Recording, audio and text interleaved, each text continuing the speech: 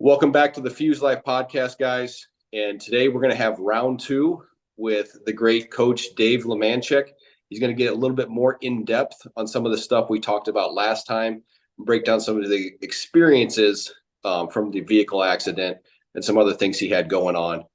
So with that, Dave, how you doing, brother? Man, thanks for having me back. It's such an honor to be here and just to be able to contribute, spread the vibe, and share the good information. I'm blessed, man. How are you? I'm doing great. One thing I wanted to talk to you about was I always do like research before I bring somebody on. I was looking at your Instagram and you're doing these crazy dunks and you're in great shape. One thing I'm noticing is you're having some haters pop up saying, "Oh, that was a oh, look at this. This is an 8-foot rim." And I even comment on the one saying, "Okay, I'd like to see you stand between him and the 8-foot rim, and then let's see what happens here." No, this is crazy.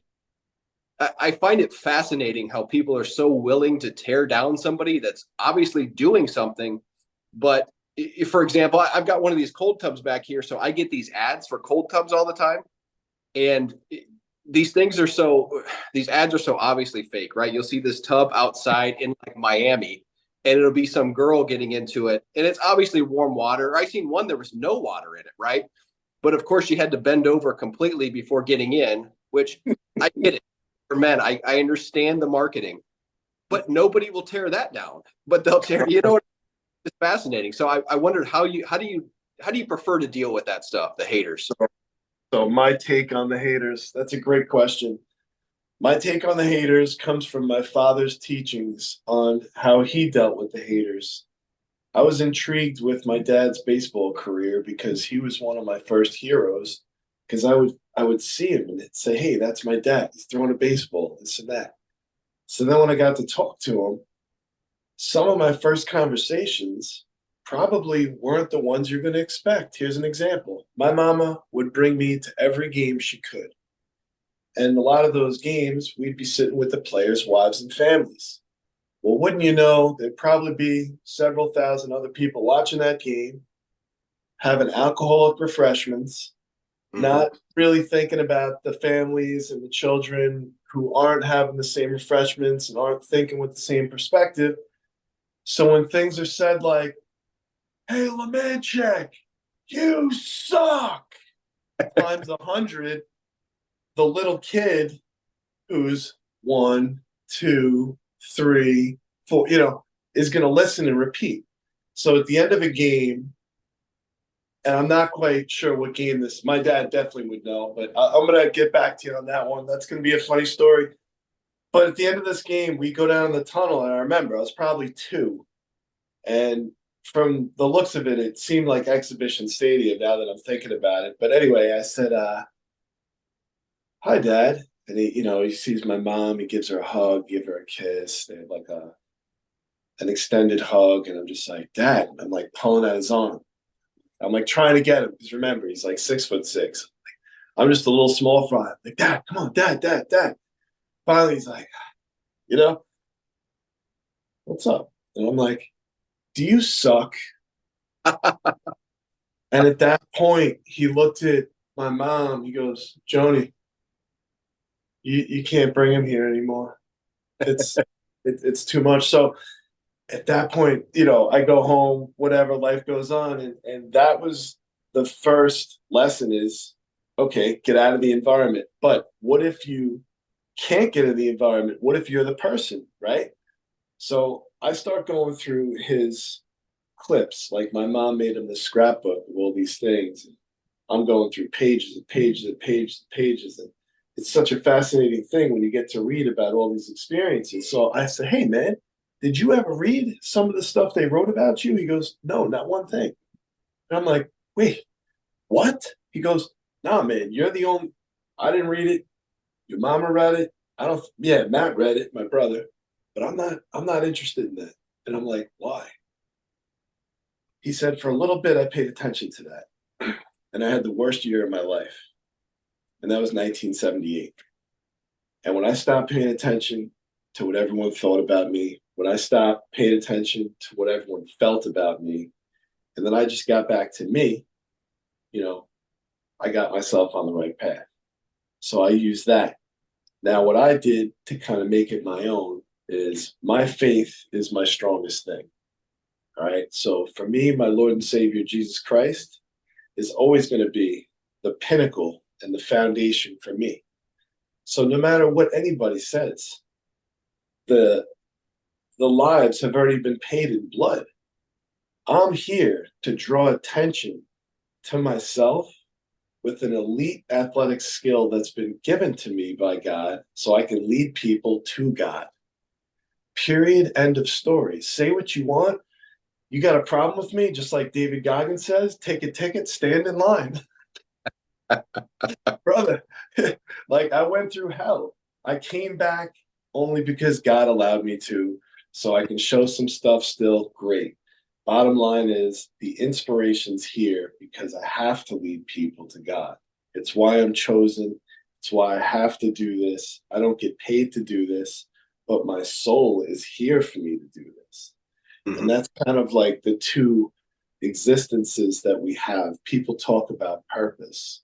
It's not how we make our money. Purpose is how we intend to live our lives through God's divine plan. So all of this stems from your question of how do I handle the haters? It's by understanding my minuscule role in God's plan in being a servant of the Word of God and trying to do the best I can to live out my purpose without as many errors as I know there's going to be. You know? So I just try to have fun with it. And for me, I got my block list is tremendous, brother. It is. I give people like 1 or 2 shots to really get it right, and they're not getting it right. block. And it's just better off that way because listen, I don't want to be like, look at me and that kind of thing. I just want to help who I can help. And if you're on board with a real person who has an open heart, and I've been through some stuff that most people hopefully never have to go through, but if they have to, maybe it's a lifeline for them. That would be cool because then I'm paying it forward and living out purpose. You know, for me not to do that and for me to get caught up in the shenanigans, that would be a real fail. You know, I can't get upset at people because they're jealous of a skill that they don't have. Yeah. They just haven't figured out how to appreciate anything. You know, Gordon Ramsay, the chef? Uh-huh. Yep. I'm like relatively naive to a lot of things, brother. I don't watch TV. So I actually just found out who this guy is. And he's like super famous. And it's like, you don't know who he is? I'm like, dude, no, I just found out. So I'm watching a reel and it's him making scrambled eggs. So all of a sudden I'm like, wow, this is a world famous chef and he's making scrambled eggs. I definitely got to watch. You know, other people might scroll through, but I know that he's probably the best chef there is. He presents darn well. Let me watch what he's got to do. Yeah. He taught me an incredible lesson on scrambled eggs.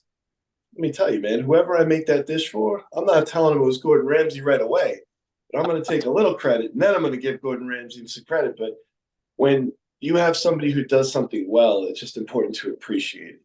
Yeah. And that's kind of what it is. It's learning to appreciate. That goes back into having a connection with the divine, because then you understand how to appreciate. You know, like if I had a kid in my class growing up, and do you remember having a kid in your class, let's say 5th grade, who was like a really good athlete? Do you remember? Sure, absolutely. Right. And like all of us would look at that kid and want to like do just like that kid. Mm-hmm. Because that's a great thing. And as we age, we see greatness and we appreciate greatness. But sometimes things happen, and it usually is from the home and a lack of structure with belief and culture and bringing things together and having God and praying and repenting and just living that out, that they lose touch with the appreciation. And then it becomes a jealousy and then a hater troll game. But that can easily get flipped right away as soon as they realize that they can do it too, just in a different way. You know, like I can't be 5'6" and an elite college wrestler if I wanted to be. Right. But let's say I really wanted to be. And I was making a comment that was like a hater on somebody who was like flipped, who was shorter than I was. They wouldn't be able to figure that out because people are like, oh, I wish I was your height. I wish I was your height. Well, what if I wish I was your height? What if you didn't realize this, but I'm 230 pounds lean. If I have like a couple sandwiches and a pizza, I'll be like 250 in a week, no problem. People don't understand I'm a very big human, and you understand because you're large too. When we sit on things, they're not made for us. Yeah. Things break. I have a hard time with basic things, and I'm not even that big of a human. Mhm. So it's just there's things in life that we all have to just completely appreciate, like being alive, like being in a situation where I got through some surgery, and let's go right into the first surgery, which is a knee surgery. Now, in America, the common protocol is get the surgery, keep your knee wrapped up like a mummy until you leave, stay time at home, and then come back. They tell Right. you to keep it wrapped up completely. Don't even take it off. Don't wash nothing. Just leave it, right? So my problem is, all right, right away, I know that as soon as the surgery's been done, like what's done is done. It needs very minimal time in order for the wound to close, for the clotting to take place. And then at that point, the bandage is clean. You would change the bandage, I'd say within an hour. And that's what I did. I unwrapped it. I looked at it. I took out iodine and gauze. I cleaned it again. And then what I did is exactly what I witnessed pro trainers and doctors do on the fields overseas is moving the leg right away. Hmm. I moved my leg manually. First, with my left hand underneath my right heel and my right hand underneath my hamstring. And my leg was pulled up to my chest. And as I moved, the fluid was going down to my foot and up to my hip. And you could actually hear it sloshing like a pipe, right? No pain at all. It was actually just like a cold flush sensation. I did this probably every hour on the hour with no ice. I kept it warm because ice is a vasoconstrictor. It takes blood away. Yep. So for me, I already had the understanding if they're going in to do surgery, that's a trauma. So if we don't have major swelling, I need it to be warm so that the circulation can get through there and that I can heal as quick as possible. So that basic understanding allowed me to make progress quick. And then what I did is a lot of horizontal work. And this is the major step that most people miss. When we stand, gravity and vertical compression is taking place.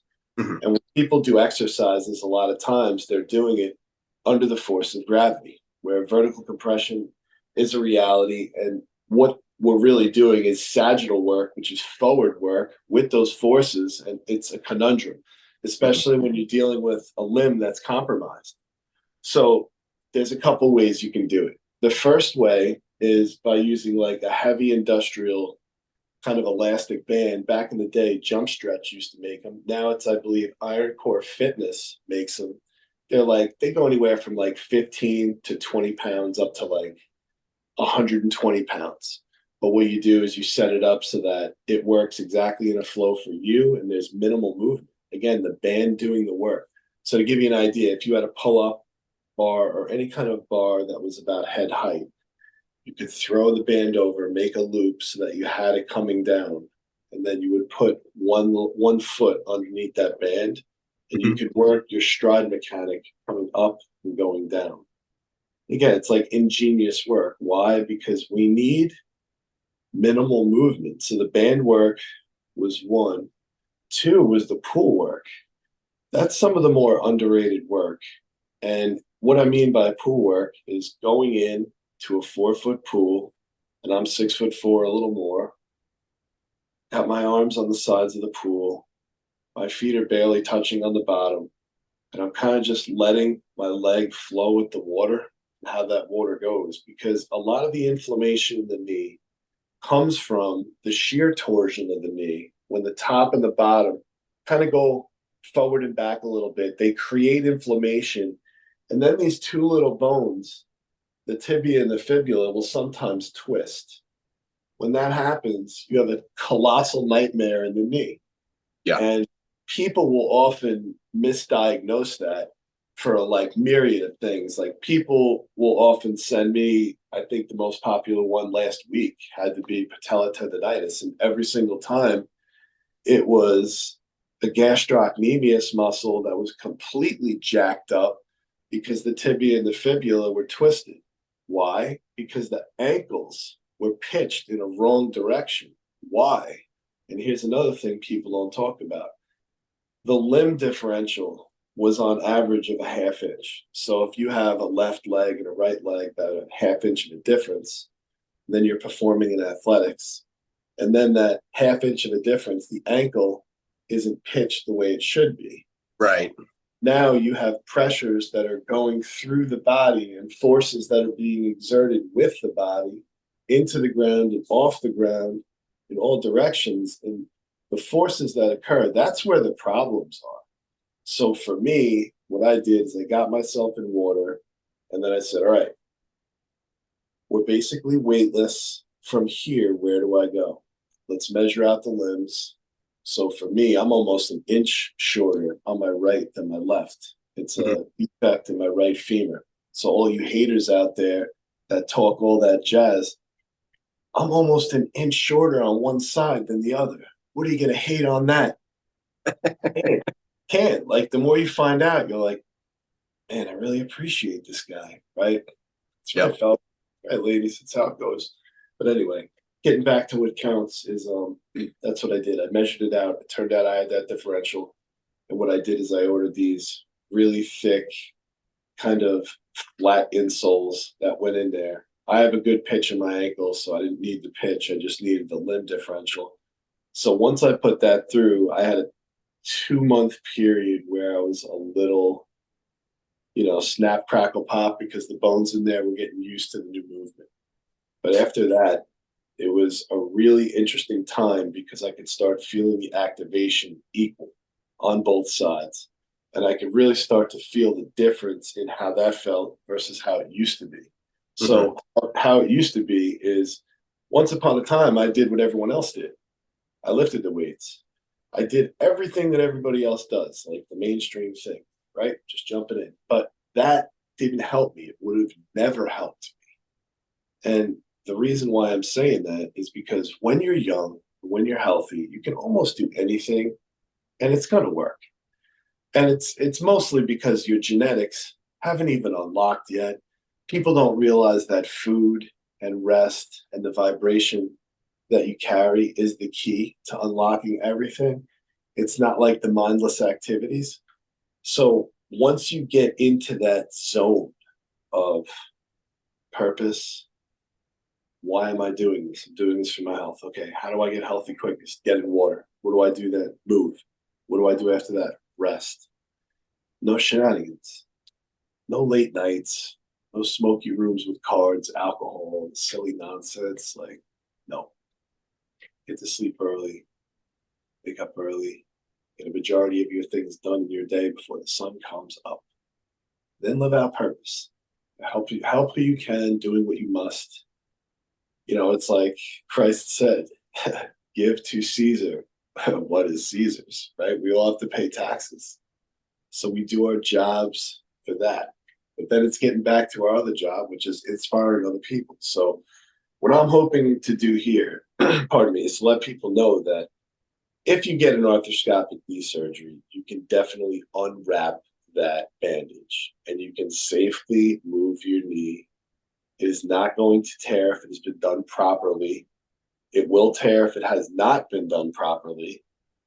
And that's usually, in my opinion, the reason why people are fearful. It's because they don't understand it can be done.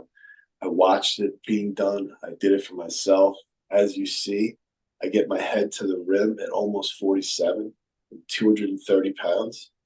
So, if I'm like one of these 18-year-old kids who's 190 pounds, and my teammates will attest to it, I was a chin at the rim guy then. Yeah. But when you're older and after you've been through a lot of stuff, to still get there, in my opinion, it may be more impressive. And it's just because of the journey, right? So the water is the key. And I think with the frequency, we can go into that. When you work in water and you work light and you know what you're doing and you activate your body and you keep the vibration high, the negativity away, you can heal exponentially quicker. Like Right.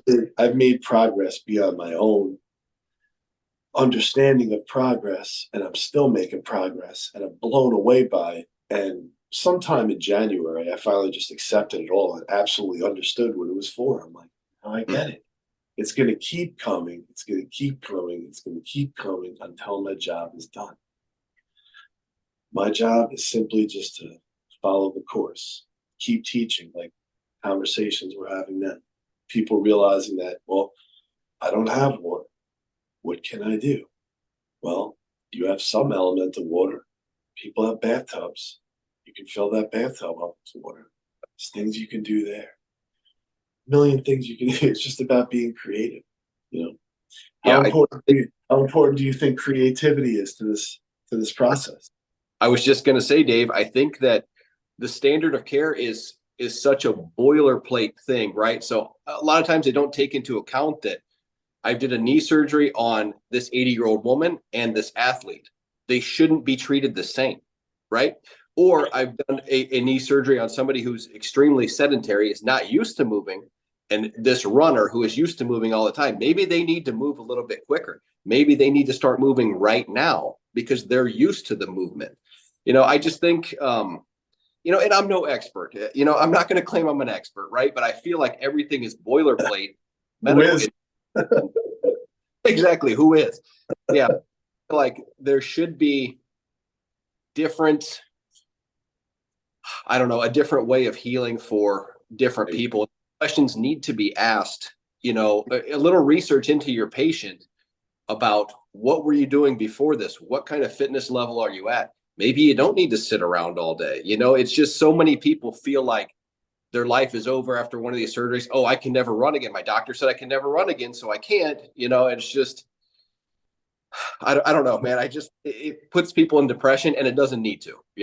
Right. I love that moment. It was my spine surgeon. Now, I chose him because he had a low infection rate, but I'm not going to totally throw him under the bus for the money he took. But what not a good dude, man. People take money. But let's talk about what he told me. You'll never play basketball again. You'll never, anything physical. You're going to be permanently disabled. That's all you're going to be. And I need you to understand that. This is nothing from me. And I'm looking at him and I'm like, you don't understand. I hear you, right? But I don't think you know me. Right? Mm-hmm. And he's like, no, I do. And I'm like, no, you don't. Because here's the thing, like, if you give me a tough situation, I am the type of person who is going to face it head on and find a solution. Whatever that might be, brother, I'm going to find it. I'm going to think my way through very quick and find it. And what I did is I gave it all to God, and he showed me the way. And I walked right through. And then when I went back and saw, it's like each time he would look in the notes and he couldn't actually believe it was me. And then I went back to him, a month later, a year later, just for like that, let him check me out. And he would be he's like, wow, how are you doing this? And I'm like, I told you, you don't know me. And it's two things. It's my belief in God, and it's my belief in myself. Listen, I was put here for a purpose. And although I can't really alliterate all of it because I don't understand all of it, just because I don't understand everything, I just know a little bit about me. I know what I got to do is work hard. But when people hate, we congratulate, work harder. It's just like I went back to him the last time I saw him. I looked him right in the face. I said, thank you very much for doing the job that you did. I appreciate it. The last screw on the bottom right, you effed that up a little bit. Yeah. But I forgive you. It's crooked. He's like, you really know? I'm like, of course I know. But it's okay. But just know, not everybody's the same. I personally know how to move my body, to reset my joints, to adjust my body. I knew this before. This is an intense study of biomechanics for life. I just didn't realize that my own study and my own passion for human anatomy would end up being the thing that helps save my own physical recovery after God threw the addiction away and let me move forward. So for me, when a doctor tells me you can't do it, you won't do it, I appreciate it because it's inspirational and it shows me that, number one, they're not ready to meet me. Yep. If I'm your doctor, straight up, man, if I'm your doctor and you come to me and you need surgery, I'm going to say, okay, this is the surgery that looks like you require at this point. This is the data I have. What do you think? Right. If you're not sure, you just take the time you need. You get back to me. We'll talk again, but this is what I got. And I can't really do much better than that. All right, so that's the surgical application. But let's get back to a majority of the time that people are going for, let's say, a knee surgery or a shoulder surgery, a wrist, an ankle, an elbow. It's actually not required. It's mismanagement of the tissues in the body that are pulling the bones out of alignment. And what that's causing is the prime movers, which are the tendons and the ligaments, to have wear and tear.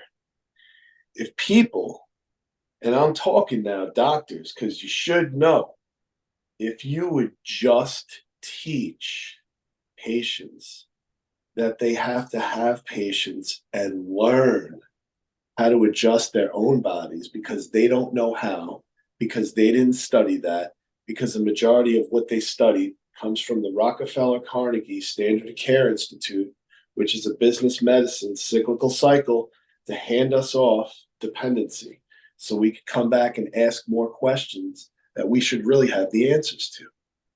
So that's the issue. It's a dependent cycle of information because our generation and the generations before were instructed, doctors have that information. Doctors can help you. If surgery is required, like, trust your doctor. I trust the surgeon to do the surgery because technically a surgeon's job is to, if, let's say they have hands, to use their hands to do the surgery. Right. It doesn't mean I'm trusting the surgeon's input after or before for anything whatsoever. I'm just trusting them to do the surgery. Right. So when he asked me, the spinal surgeon, what I was doing for rehab, I said, I'd love to tell you, but that's none of your business. Yeah. And he's like, excuse me? I'm like, no, really, it's none of your business. You were the one that told me that I was going to do it, that I couldn't do it. And I'm not telling you. You could pay me for it. And maybe I'd even consider giving it to you. But you know what? I don't even think I would give it to you no matter what. And I actually left it like that because I gave myself physical therapy. Mm-hmm. I didn't go to a place because the standard that exists, there is nothing existing in my estimation in the standard of care that supports the health and healing of people at their own rate of healing. Yep. It generally supports a business system. Now, I get it. Businesses have to exist, but do they have to exist at the expense of mismanaging care and also teaching improper practice, which is basically unethical anyway? Whole system is unethical, but it's being propped up by unethical system as well. So here we go with the paradox. How do we intervene? It's got to be going back to Grey's Anatomy, not the show, but the book. And if you have the book, it's phenomenal. It's tough to read, but it contains everything about the body.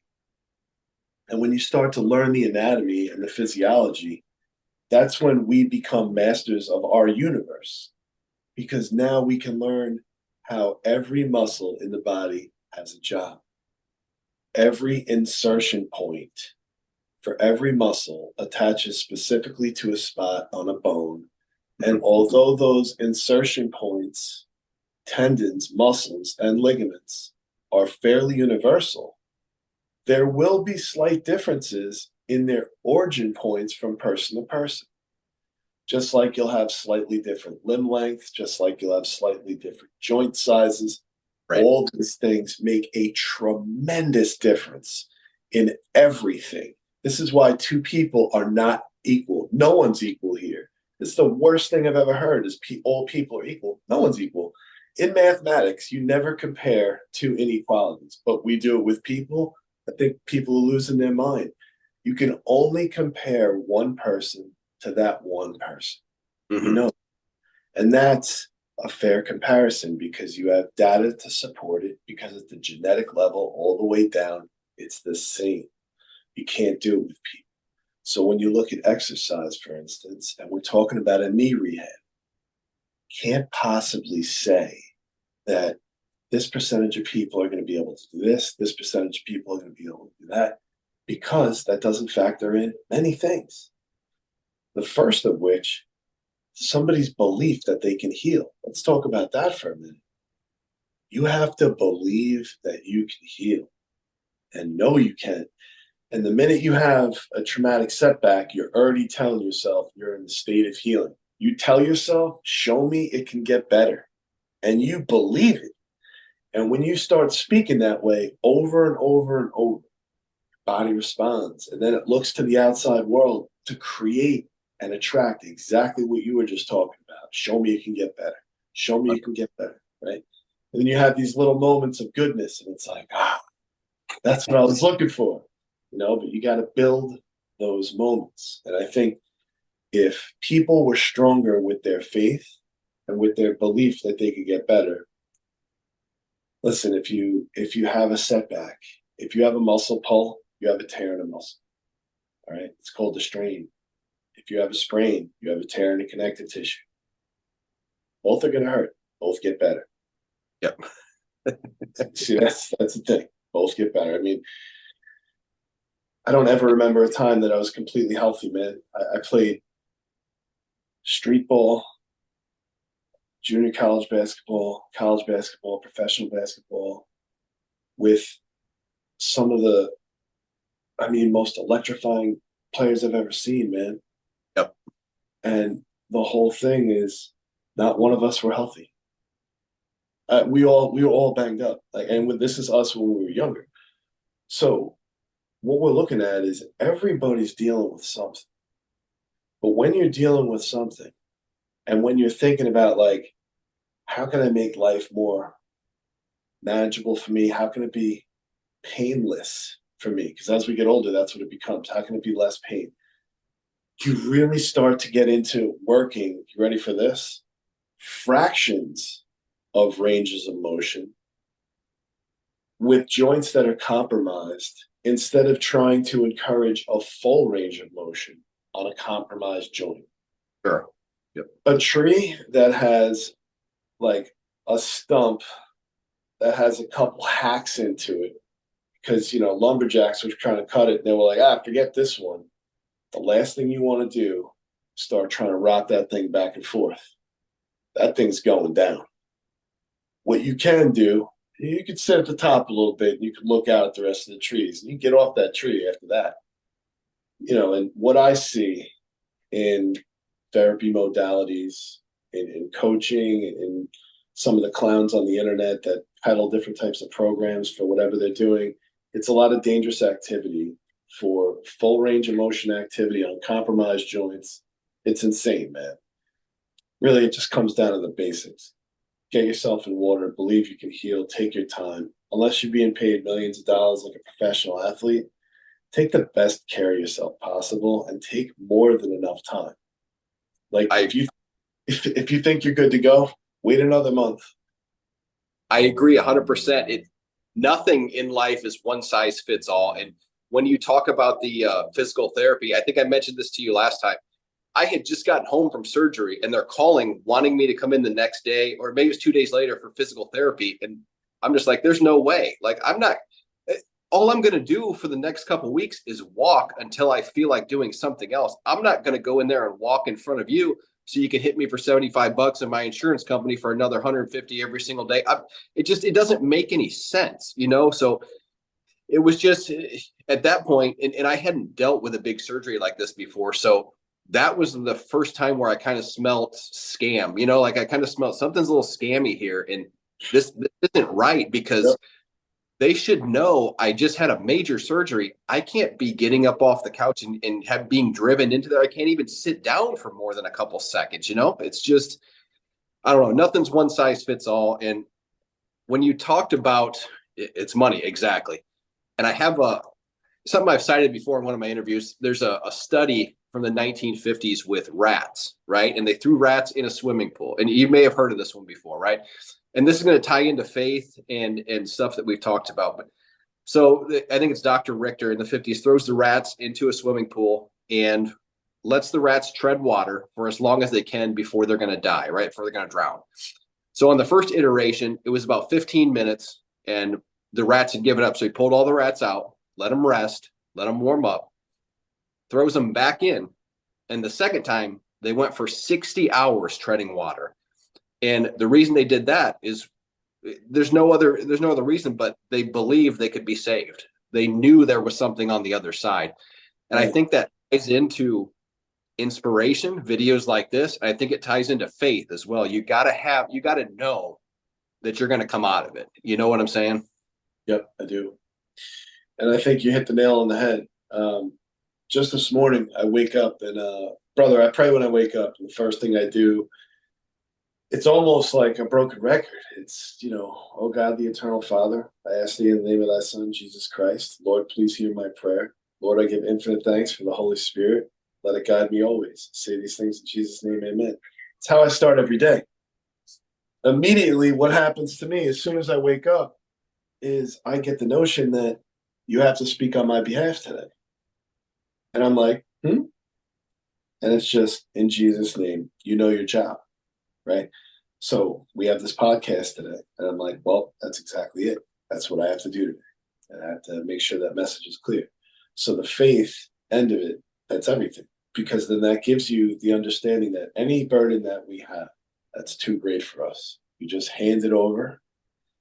And then it's redeemed, man. It's just that simple. Like that's how it works. And the suffering that exists, not all of it has to be that way, right? If you give your pain away, and this is me saying it, a guy who's literally in pain every single day. If you learn how to give it away, if you learn how to live with some of your pain, you can manage a lot of it and you can learn from it. Like I learned the majority of my pain that still exists is because of trauma that both exists and no longer exists. Like our nervous system has a memory of pain, and it's different than our actual reality of pain in real time. So it's two separate things. And a lot of times we don't have the ability to differentiate that. See, that in itself, man, is like, how do you even explain that one? Because where's the quantifiable proof? But we kind of know it exists. It's one of those things. So now I find myself, when I feel something hurt, right, like really hurt, I'll keep doing whatever I'm still doing. But if I'm not able to, like if I lift up my arm and it actually hurts, I'll be like, ow. And if it actually really does hurt, and that's actual pain. Right. Because now it didn't work. But now I'm learning that my old nervous system of pain is like a bad friend that I don't need, who tries to give me advice that I don't want to hear. And now I just say, ow. And I go through motions. And like, whether it's my girlfriend, it's my daughter, or my friends are like, why are you saying ow? I'm like, it's just a test. It's just like one of those things. But that's what I'm learning about me at this point specifically is nervous system is trying to trick me into believing that the pain I had just after my surgery is still fresh now, which is not. Mm-hmm. What I do is I continue the belief in the healing. I disempower those thoughts.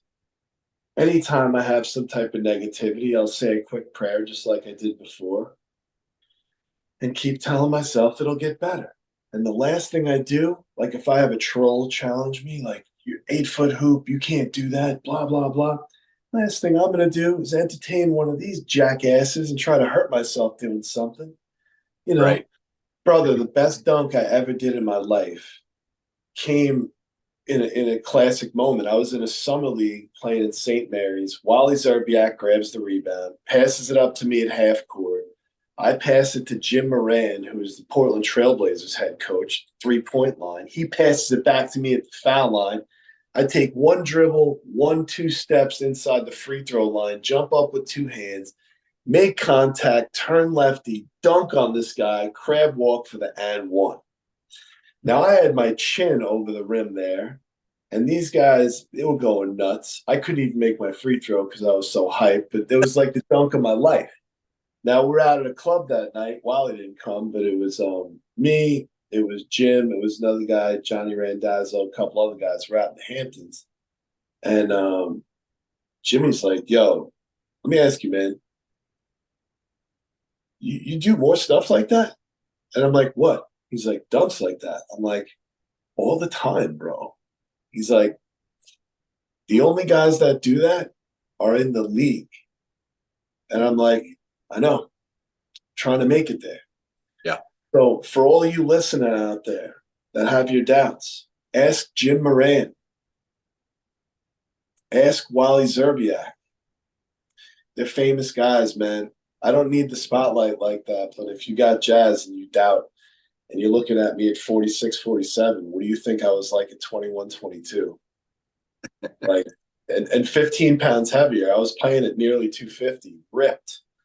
So I don't know. An interesting turn is that I almost played professional football after playing basketball. I had a tryout with the Tennessee Titans, and it was out of an overseas basketball workout. I showed up to a workout like 248 pounds. And jumping out of the gym, playing well. And agent's like, would you rather play football? We can get you a couple thousand a month playing basketball.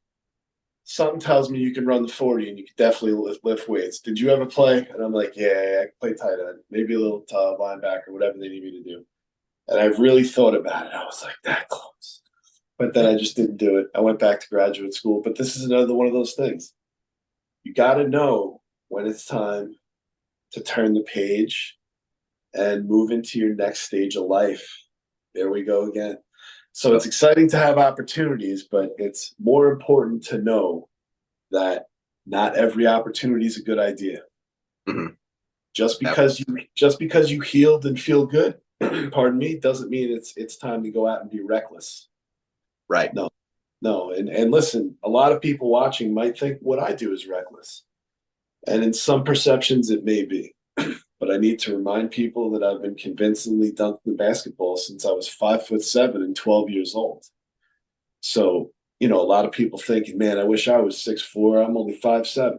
Yeah, I was dunking the ball with two hands, no problem, at 12 years old. We didn't have phones in gyms back then. Yep. No one cared. It was a high five and a dap, man. That was good enough. You went to the park at 14, 15, and you were dunking on grown men. People knew who you are. It was good enough. Yeah. Now everyone wants to go viral. Who cares? You know what? But be viral with God. Yeah. Be viral helping one another to recover. Like, here's a great one. We can recover and help our back if we have our feet off our bed. Right.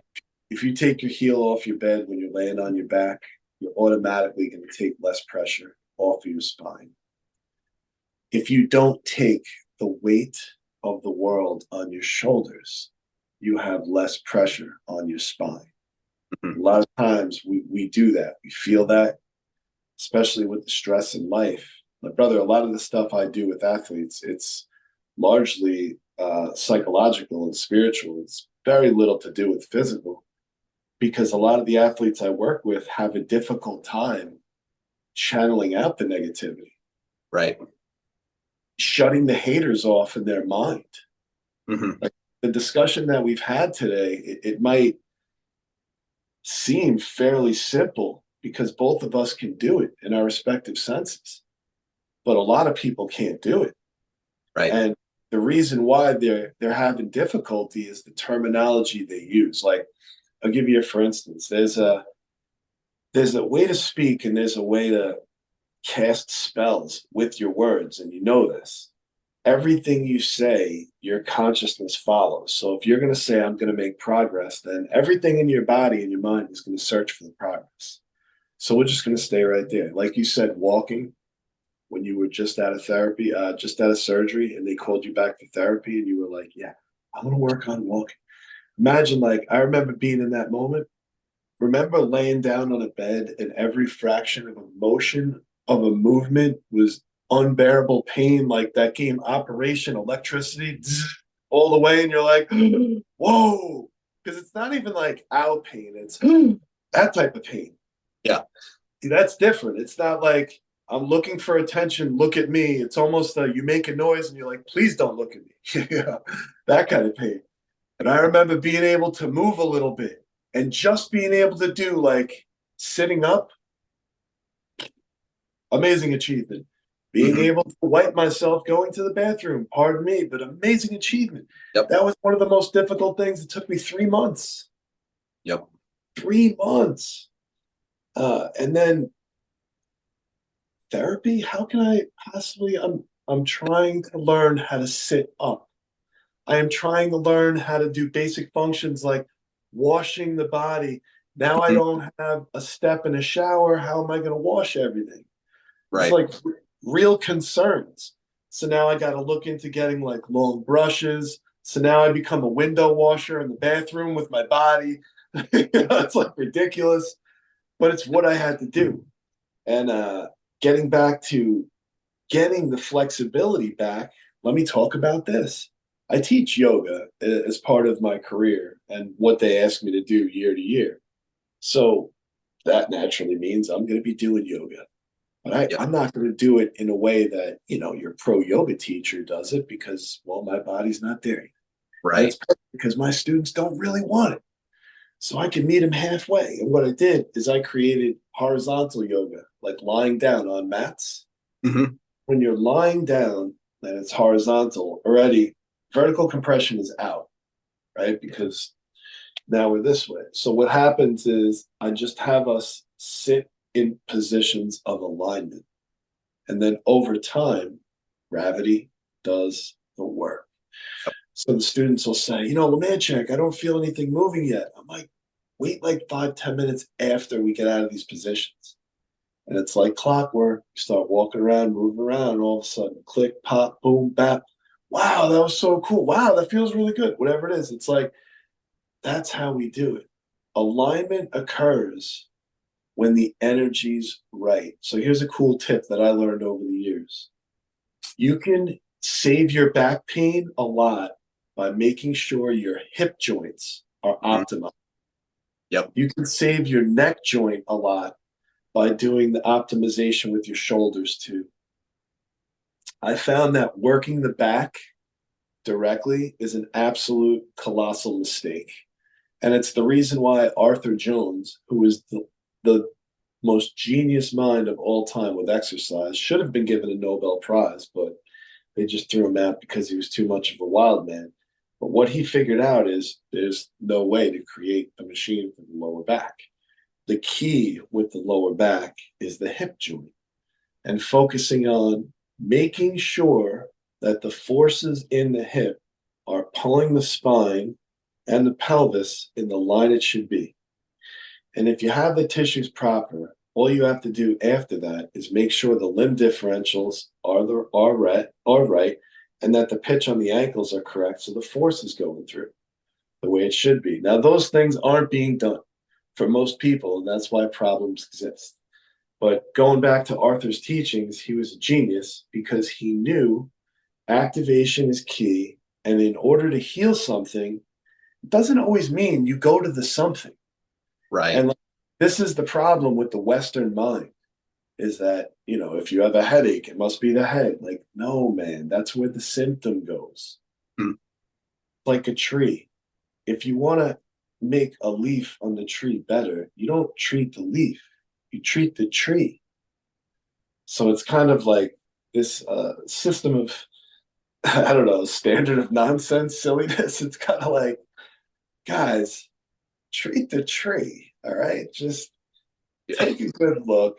I know you got to make money. I do too, all right? But at some point, can I just get somebody or can I hear a story about one person saying this? I went to the doctor and blah, blah, blah. I got the surgery. And then let me ask you, do you have anything at home like a kind of resistance band? Do you have a heating pad? Do you have any type of like body pillow? Do you have any understanding of therapy at all? Do you have any understanding of anatomy, physiology? Do you know how to reset your bones? Do you have any idea? I want to hear about these conversations.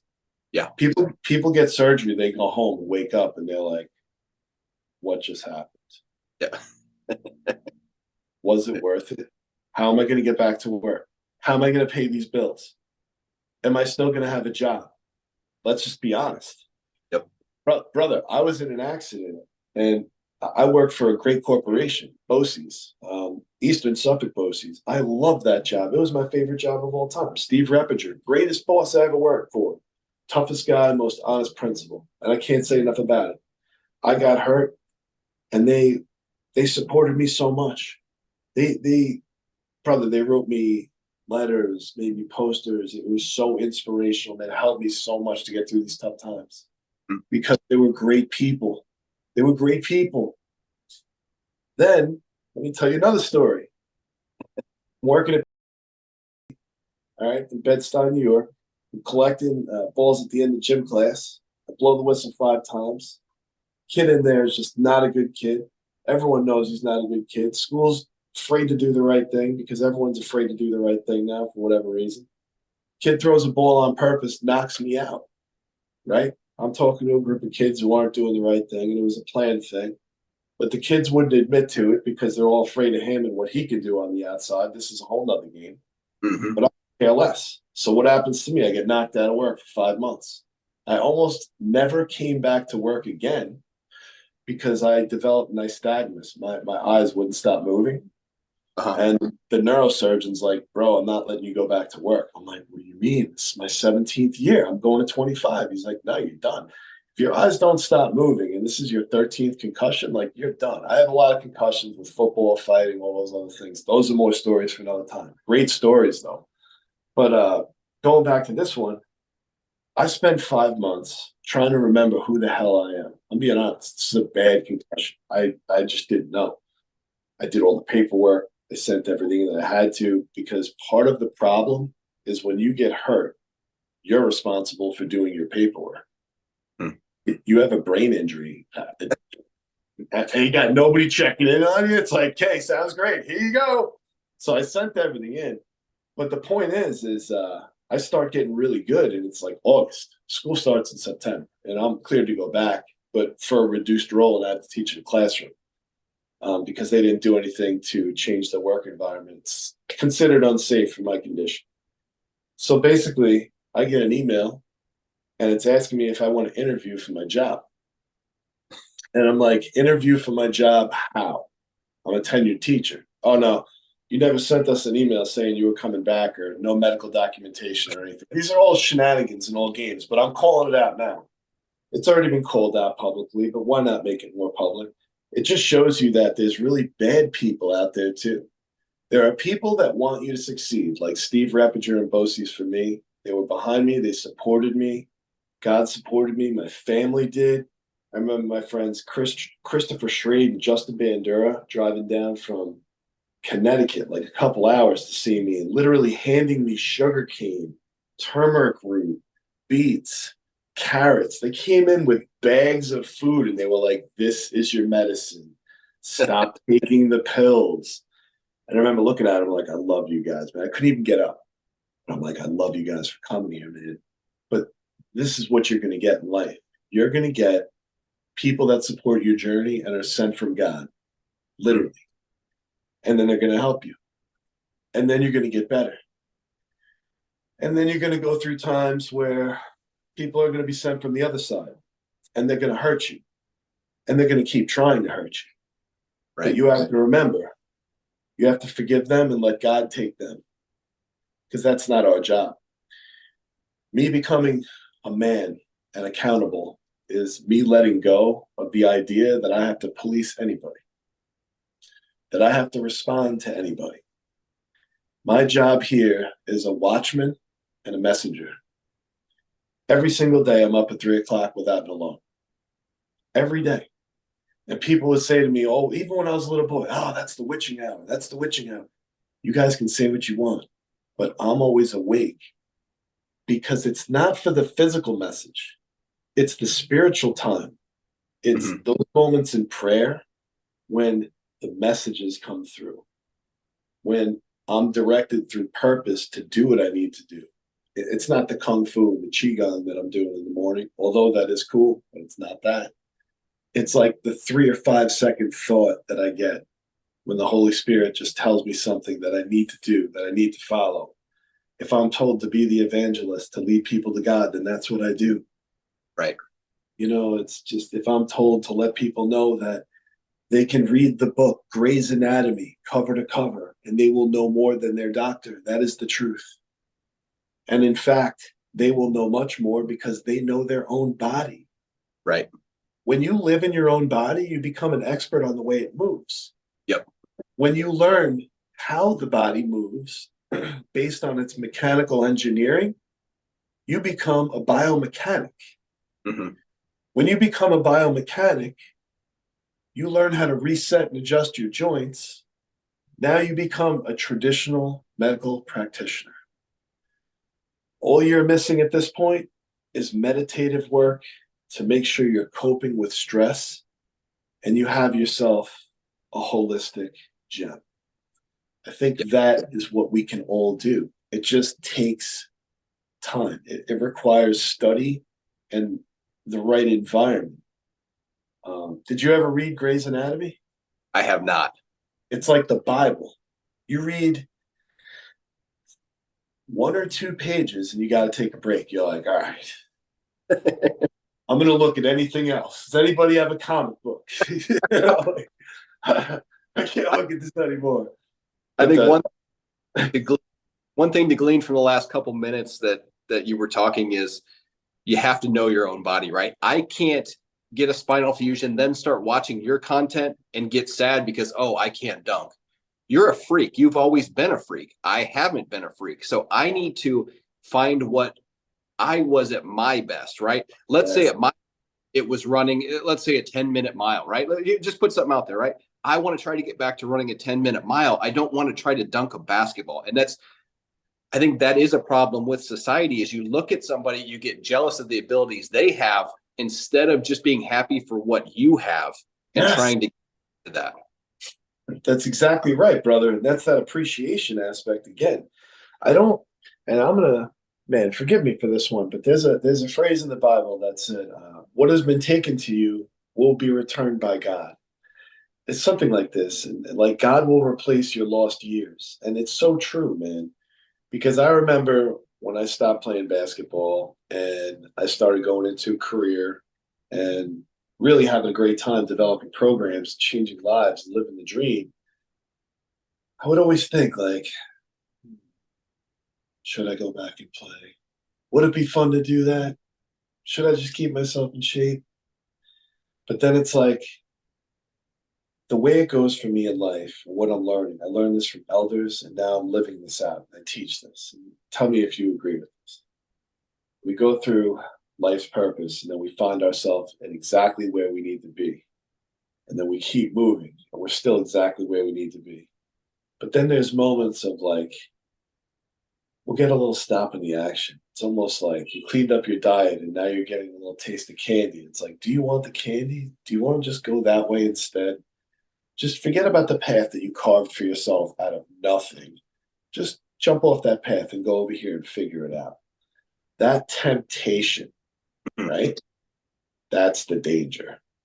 Yep. That's the real danger of our life. And that temptation is directly linked to jealousy, which is directly linked to a lack of appreciation, which is directly linked to a disconnection from God. So let's get back to it. When you have the connection with God, we appreciate what we have. I got cut down because of an accident and surgery. You got cut down because of an accident and surgery. We both had to recover.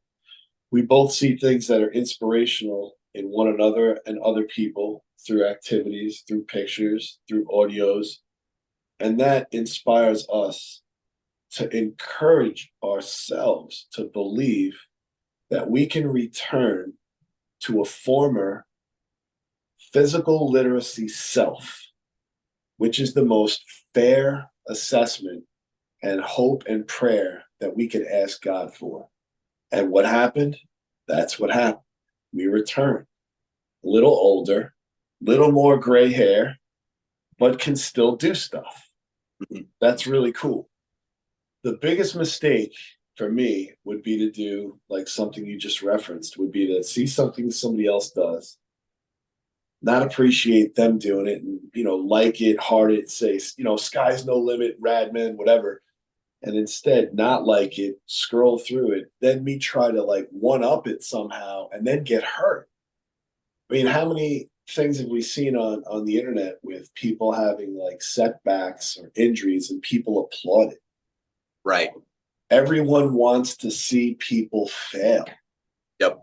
And when you have that, it's obvious because they don't have God in them right now, activated, turned on, full stream, so that they can be like, tough one, man. Hop up there. You can do it. Like stuff like that. I mean, colossal hatred and trollism at this point.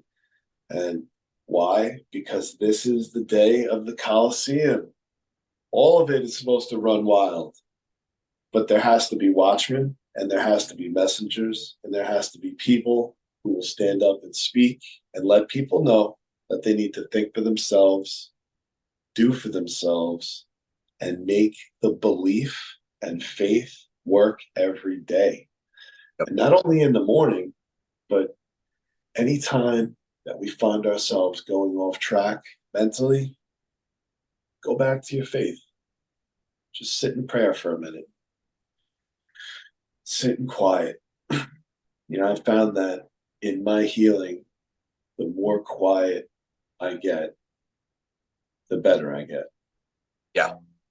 And, with speaking in this podcast with you and spending this time, it's amazing because people will understand the depth of how the range of our communication changes, from serious moments to laughing moments and like everything in between.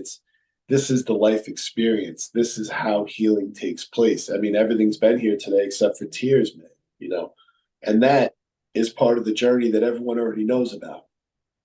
Now it's kind of like, what do you do in between those times? Right. And it's just an understanding that if you've been given a lot of pain, and if you've been given a lot of hardship, it's because you can deal with it. It's because God needs you to hold on, to push through. Listen, I didn't want to live my life after I was going through my throes of addiction, when demons were pulling on me, when I couldn't deal with the pain anymore. I wanted to end it. I really did. But I knew in the back of my mind, I was already thinking about ways to end it, multiple ways. But I was also thinking in the back of my mind, brother, you're here with strength that people don't have. Yep. You have to hold tight. Like, there is a reason you've been given this strength. You went back to this strength, right? So as soon as I got through, and then I start doing this stuff and post a little bit on Instagram and sharing stuff, and I can see the inspiration aspect helping people. That's when I started to ultimately understand. I was like, wow, I originally thought it would be me overcoming addiction that would inspire people. Then I realized that it helped a lot of people, but it was a thing that people didn't really want to fully talk about. Yep. Like addiction is like a below the table thing. Unless it affects you, you don't want to talk about it, right? So then I was like, well, maybe it's gonna be the surgeries. Like I overcame the surgery, like boom. And that inspired some people, but even like healthy people don't have surgery, so they can't really associate with that. So that's a little down here then too. Okay. All right. Well, how about this, folks? How about when you go through a detox, you have to fight demons, and for real. And it doesn't matter whether you believe in them or not, they believe in you. And everyone on this planet, whether they know it or not, is being watched, and some of them are being controlled. If you see bad behavior and poor behavior, that's a demon. and just be in control. So as soon as people take back their own thinking, get back into their own heart, make that connection, we're going to find a lot of healing is taking place. And the reason why this is important is because when we have a divine relationship with God, we have the power of discernment. This is when we know through the guidance of the Holy Spirit what the difference is between the falsehood and the truth. This is why the debates no longer exist with clowns. They all go to the left. They all go to the right. It's just like a parry in martial arts. I'm not even going to block it. I'm just going to pox out, tons out, everything past. I'm not even getting into it. People probably 100, 150 times a day, I'll get people sending me message requests with links to other people that they want me to see, like to debate. And this is what I do. I open it, block, block, block. Because when you have discernment, you already know what that person's intention is. You already know who that person's master is. I serve my Lord and Savior Jesus Christ. I don't serve that master. Yep. So it's very different. And when that power comes to be, it lets us know that Holy Spirit is the truth serum. Mm-hmm. Like sodium pentothal is what they use for a truth serum, but I don't know, man. I think you just need a little prayer with God and let that Holy Spirit do the job. We find the truth right away, you know? Yeah, I think what you're talking about, Dave, is there's an old saying of, there's knowledge to know that a tomato is a fruit, but the wisdom is to not put it in a fruit salad, right? So when you're like, then my knowledge is I knock these people out in a debate, but the wisdom is I don't need to and I shouldn't for the, I mean, I think that sums up what you were saying there. Totally does. Everyone has something to contribute, right? But do you remember the movie The Never Ending Story? Like an 80s movie. I'm gonna date myself. Yep. In the 80s movie, there is, I believe, a horse that's sinking in quicksand. Right? And it's the first time I actually saw quicksand. I've never actually seen it in life. I've always just heard of this mythical stuff. And I remember in quicksand, the more you move, the quicker you go down. Right. But you also can't save somebody unless you're able to anchor and then get something between you and them so they can pull and you can go. And anyway, I watched this horse. It succumbed to the quicksand. R.I.P. Sorry, folks. Didn't have a good ending there, but it was just a moment where I was like, there's a lot of tact in saving people. So in order to go out on a limb, you have to actually have a limb that you don't like. In order to save somebody, you have to be able to save you and the somebody. When I was a lifeguard, trained lifeguard in college, summer job, awesome job. What I did was it was an understanding that I can't save two people at the same time. I can only save one person. Right. I can't save two people. Period. End of story. And that's just a fact. This was a job I had for 3 weeks one summer when construction shut down. And I looked in the paper, it was like lifeguards. I'm like, yes.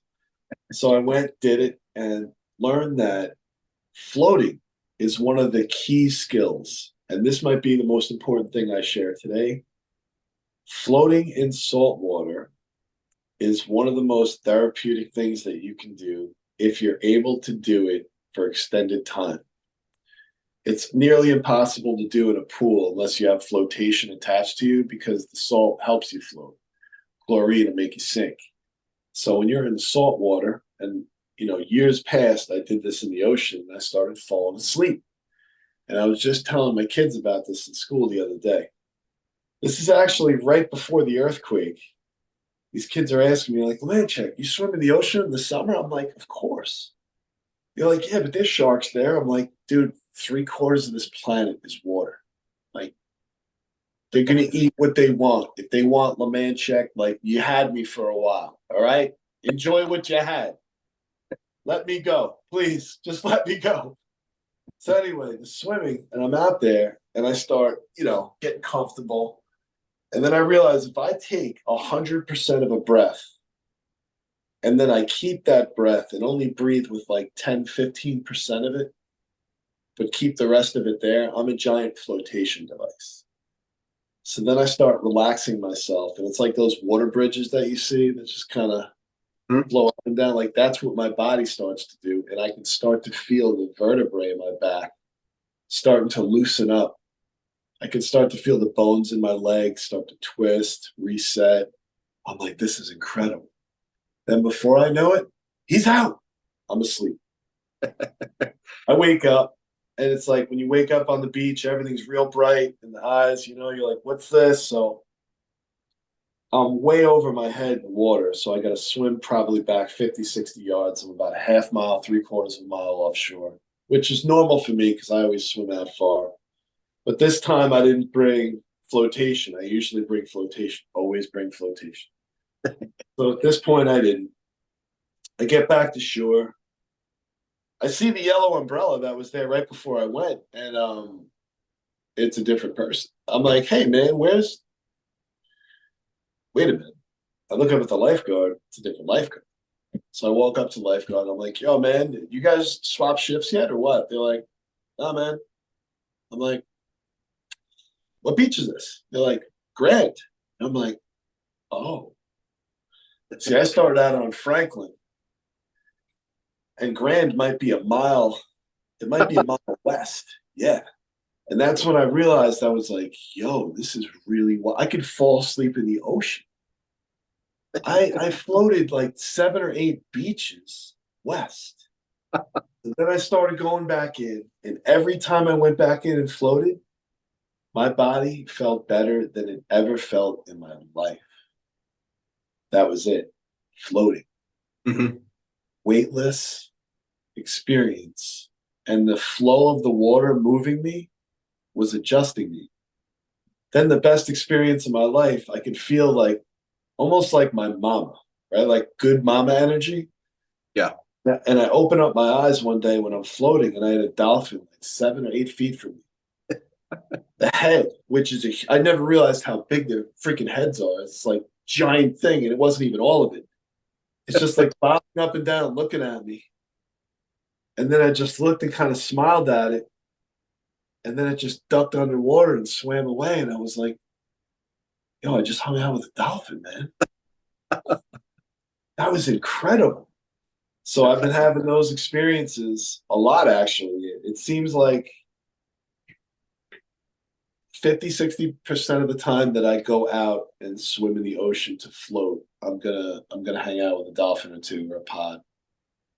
And this is important because this is the stuff that needs to be done in life, man. Like we need to be with the nature outside, hanging out, making memories, telling cool stories so that other people will be like, yeah, I want to swim with a dolphin, man.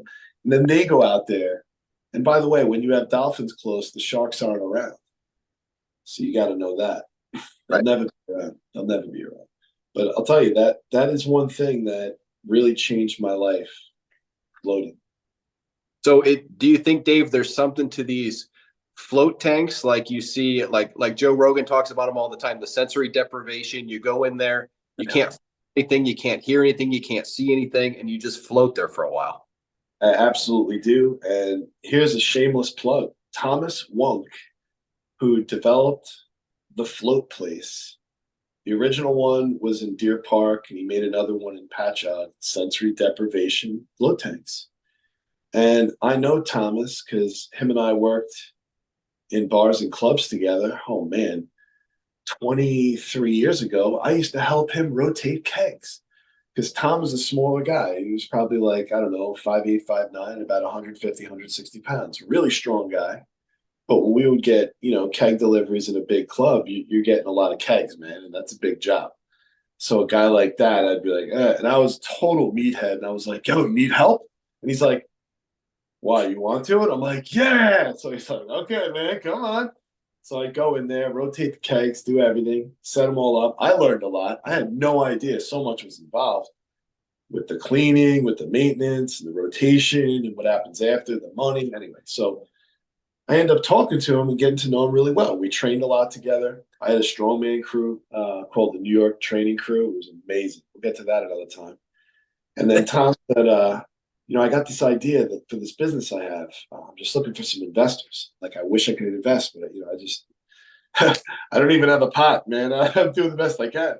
It's like, I know, I got some great ideas. I'm like, whatever your ideas are, they're going to be the best. And he always talked about his ideas, his ambition, his ideas, his ambition. So what he ended up doing is he had a small apartment, and he put his first float tank in his apartment. Mm-hmm. And in Long Island, where I live, it hadn't been done. In New York City, yet it hadn't been done. So he was like the pioneer who kind of dropped it out here, absolutely crushed it, and now he finally sold it, and he's doing something else. So the reason why I wanted to tell you about Thomas Wonk and his story, regular guy, small guy, had dreams. His fire is beyond anybody's understanding of fire. His ambition goes beyond anybody's understanding. Like, he knows what people have to like have faith in. He already knows. I guess that's the step. First we have faith, then we have belief, and then we know. He knows. And the reason why this is important is because if we have an idea and it's beneficial and it's going to help, we have to make that idea happen. Tom made it happen, and a lot of people healed because of it. And in my estimation, you can make money, give Caesar what is to Caesar's, right? There we go again. But at the end of the life, did you improve other lives? I believe absolutely yes. I think flotation is one of the best things. I just wish it wasn't so expensive. Right. I wish it was tied into insurance. I wish it was tied into like some way so that it wasn't so much of a cost for them and it wasn't so much of a cost for us. Like instead of like $90 for 90 minutes, maybe meet us halfway with that. Hmm. Let us rock for 30 minutes and let us rock for like $15. Yep. Because what I knew in floating, and I did it a bunch of times, extended time for me wasn't the jam. All I needed was to fall asleep and then wake up. Mm-hmm. If that was a minute, it was enough. Yeah. It was just knowing that I was asleep and I couldn't hear anything, I couldn't feel anything. And it's like a reset takes place. Did you ever do it? I have not done it yet, but I've been wanting to do it. Yeah, just get reset. Yeah.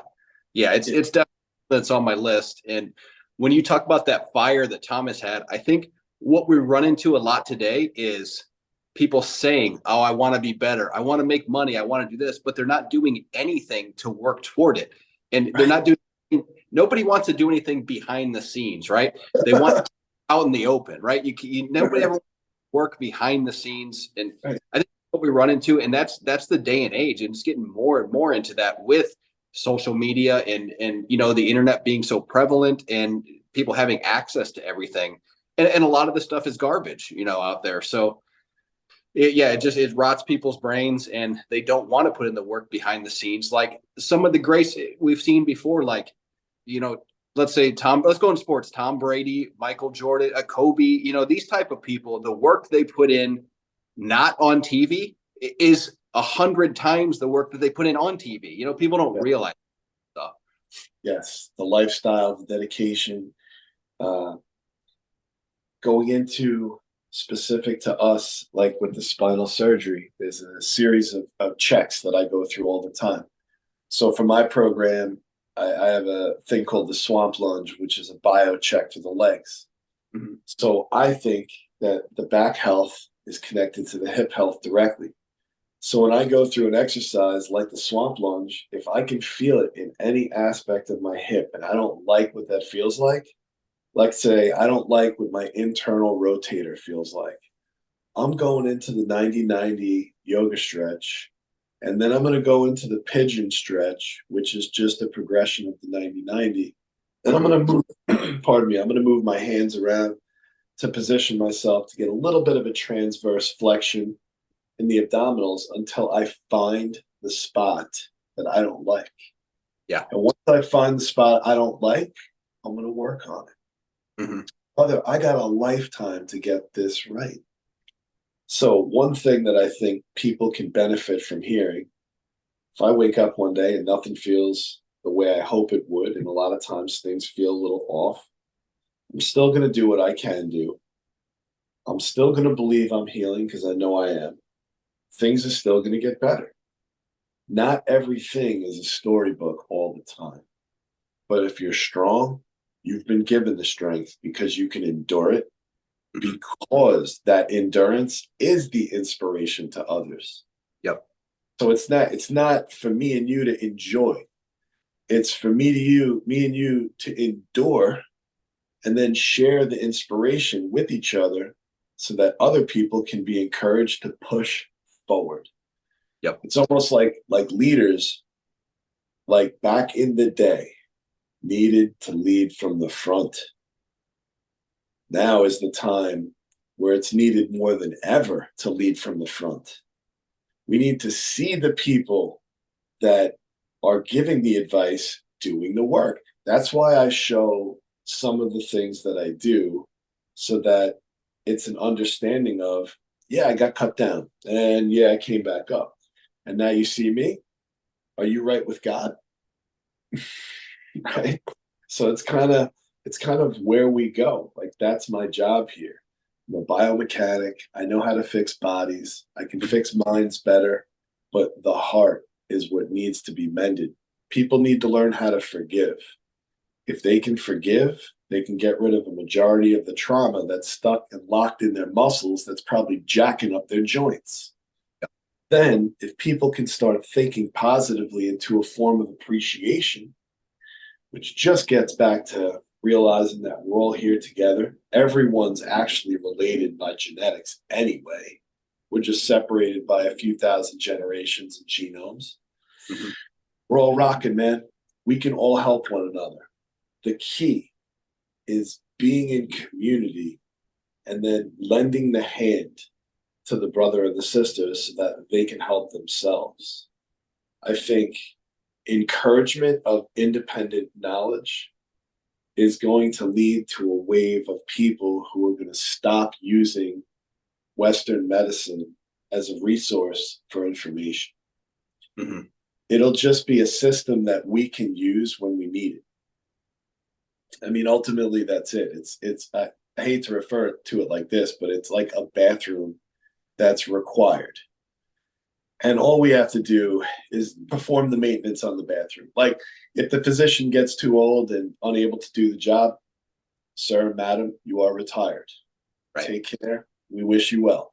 It's as simple as that. And no malice intended. I think we're actually at the point where that might be what medicine is used for, if it's used for anything in America. Let's just say emergency. And at this point, just for us to get our basic needs tended to when they're beyond our means.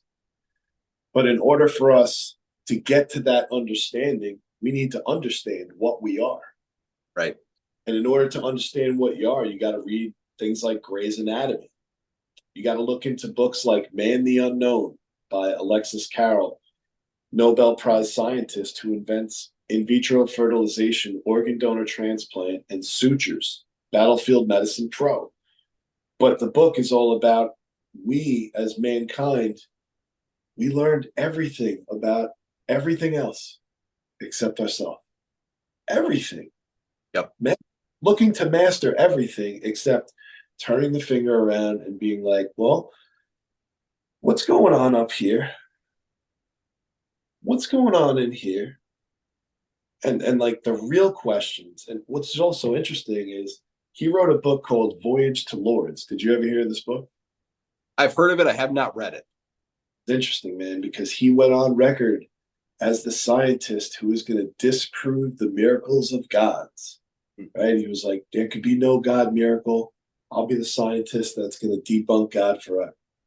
So he takes the traditional trip, which is a series of buses, trains, and let's just say back in the day modes of transportation, and he does it alone with people that are in great suffering, all types of suffering. He's hearing stories. He's also with a witness. Well, turns out he couldn't disprove it at all.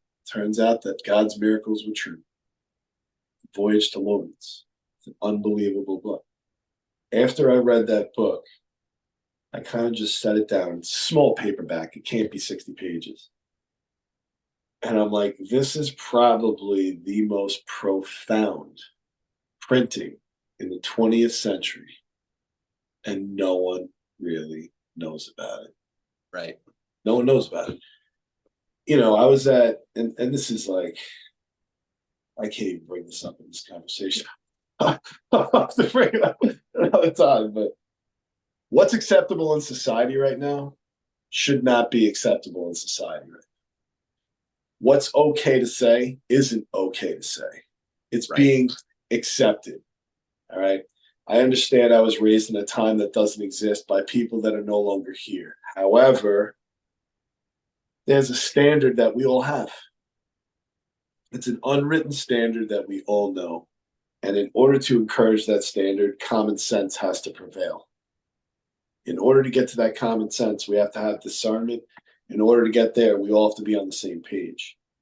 So what I'm asking is, can we get on the same page by telling the truth? Can the practitioners of medicine just tell the truth? Right. Can they ask questions to patients who they know have no knowledge? Right, right. And Dave, when you talk about the practitioners of medicine telling the truth, I think it's bigger than just your doctor. It comes down from what your doctor was taught as well. So, I mean, I don't want to act like we're pointing fingers at just the doctors. This is what they've learned have come from what we would say, you know, falsehoods and stuff that we now know doesn't exactly work, but makes money. That's exactly right. So it reminds me of a quote, and I forget who tells me this, but it was a pretty good one. In business, it's always better to make money with people than off people. Yeah.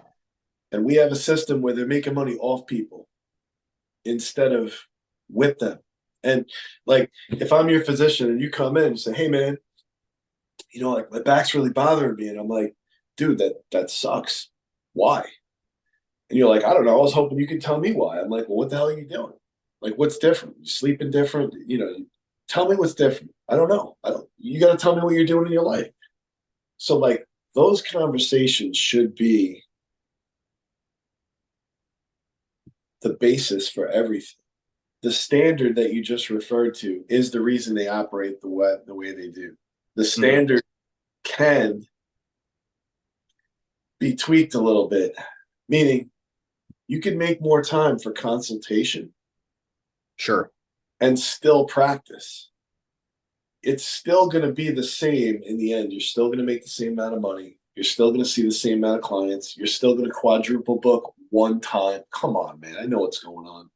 I've already seen all the money involved. Like, I used to have a friend who was a physician, and she would show me how much money comes from each insurance company per visit. They get paid well. And that's 1 per hour. Now, what if you have 4 people for the same slot? What if slots are every 15 minutes? What if you got 16 people slotted for an hour? This is happening. Right. And I don't really subscribe to it's the rising costs of insurance. No, it's the rising greed. It's the rising greed. And at this point, it needs to be put in check, and people need to call it out. If I get a 4 o'clock appointment, I understand this is not 1982. You're not going to see me at 4. I understand. But by 4:15, if nothing's been said, we got a problem. Yeah. 15 minutes is like the unwritten grace period. We all have it for different things. But I started learning, like when I was going through surgeries and stuff, going through different appointments, I'm waiting an hour. Yeah. I'm waiting an hour and a half.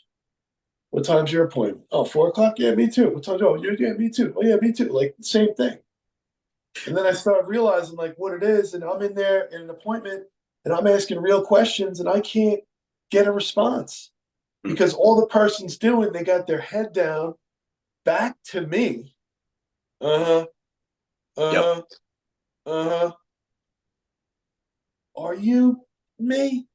The way I was brought up, if you turn around and talk, you're getting hit on the side of the head with the hardest hand that you never felt. And then once you turn around, you're not doing that again. I almost hit. I was like, whoa, oh, don't do that. It's not your job to police this man. Politely ask him to turn around. So I said, can you do me a favor? Can you turn around, please? He said, yeah. He said, now? He said, you know what? I'm like, I'm not going to talk to the back of your head, but I would really appreciate if you could give me something that I can understand with this injury. Because I'm not getting anything out of what you're telling me. And the response is, turns back around. And I'm like, so we're at the point of androids. You're a robot. You don't want to think for yourself. Got it. Everybody's different. I understand. And I myself, I haven't had an experience with a medical professional in America that encouraged knowledge and wanting to me be independent of them. I guess that's the main point. When I was overseas, any physician or trainer, anybody I went to, they never wanted to see me again. Like they wanted me once, like explain to me this, explain to me that. You got any more questions? Don't ever come back.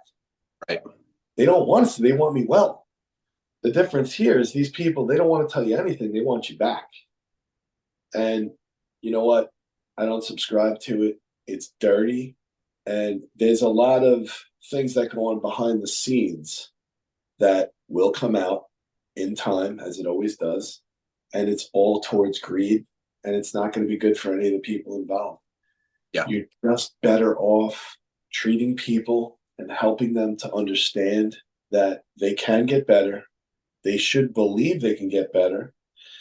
And that every single day, if you have like an injury that you're dealing with, the first thing that you should visually see is something very positive. So there needs to be a picture on the wall right in front of your face that makes you smile at the beginning of every day. It has to happen. And you need to look right there, and then you need to pray right away, and then you need to get up and go. It's like I tell my kids in school, when you wake up, you get up, you pray, and you get up and make your bed. So after you make your bed, you look on the floor. If anything's on the floor, it goes in the hamper. You sweep, clean up, go to the bathroom, you leave your bathroom cleaner than it was when you went in. If you got to clean, get your kitchen, clean up your dishes, nothing in the sink. Kids are like, oh man, Chick, you're supposed to clean your house before you leave it? I said, that's right. I said, because there's two things you guys are missing. The first aspect of living in community is you clean the community, right?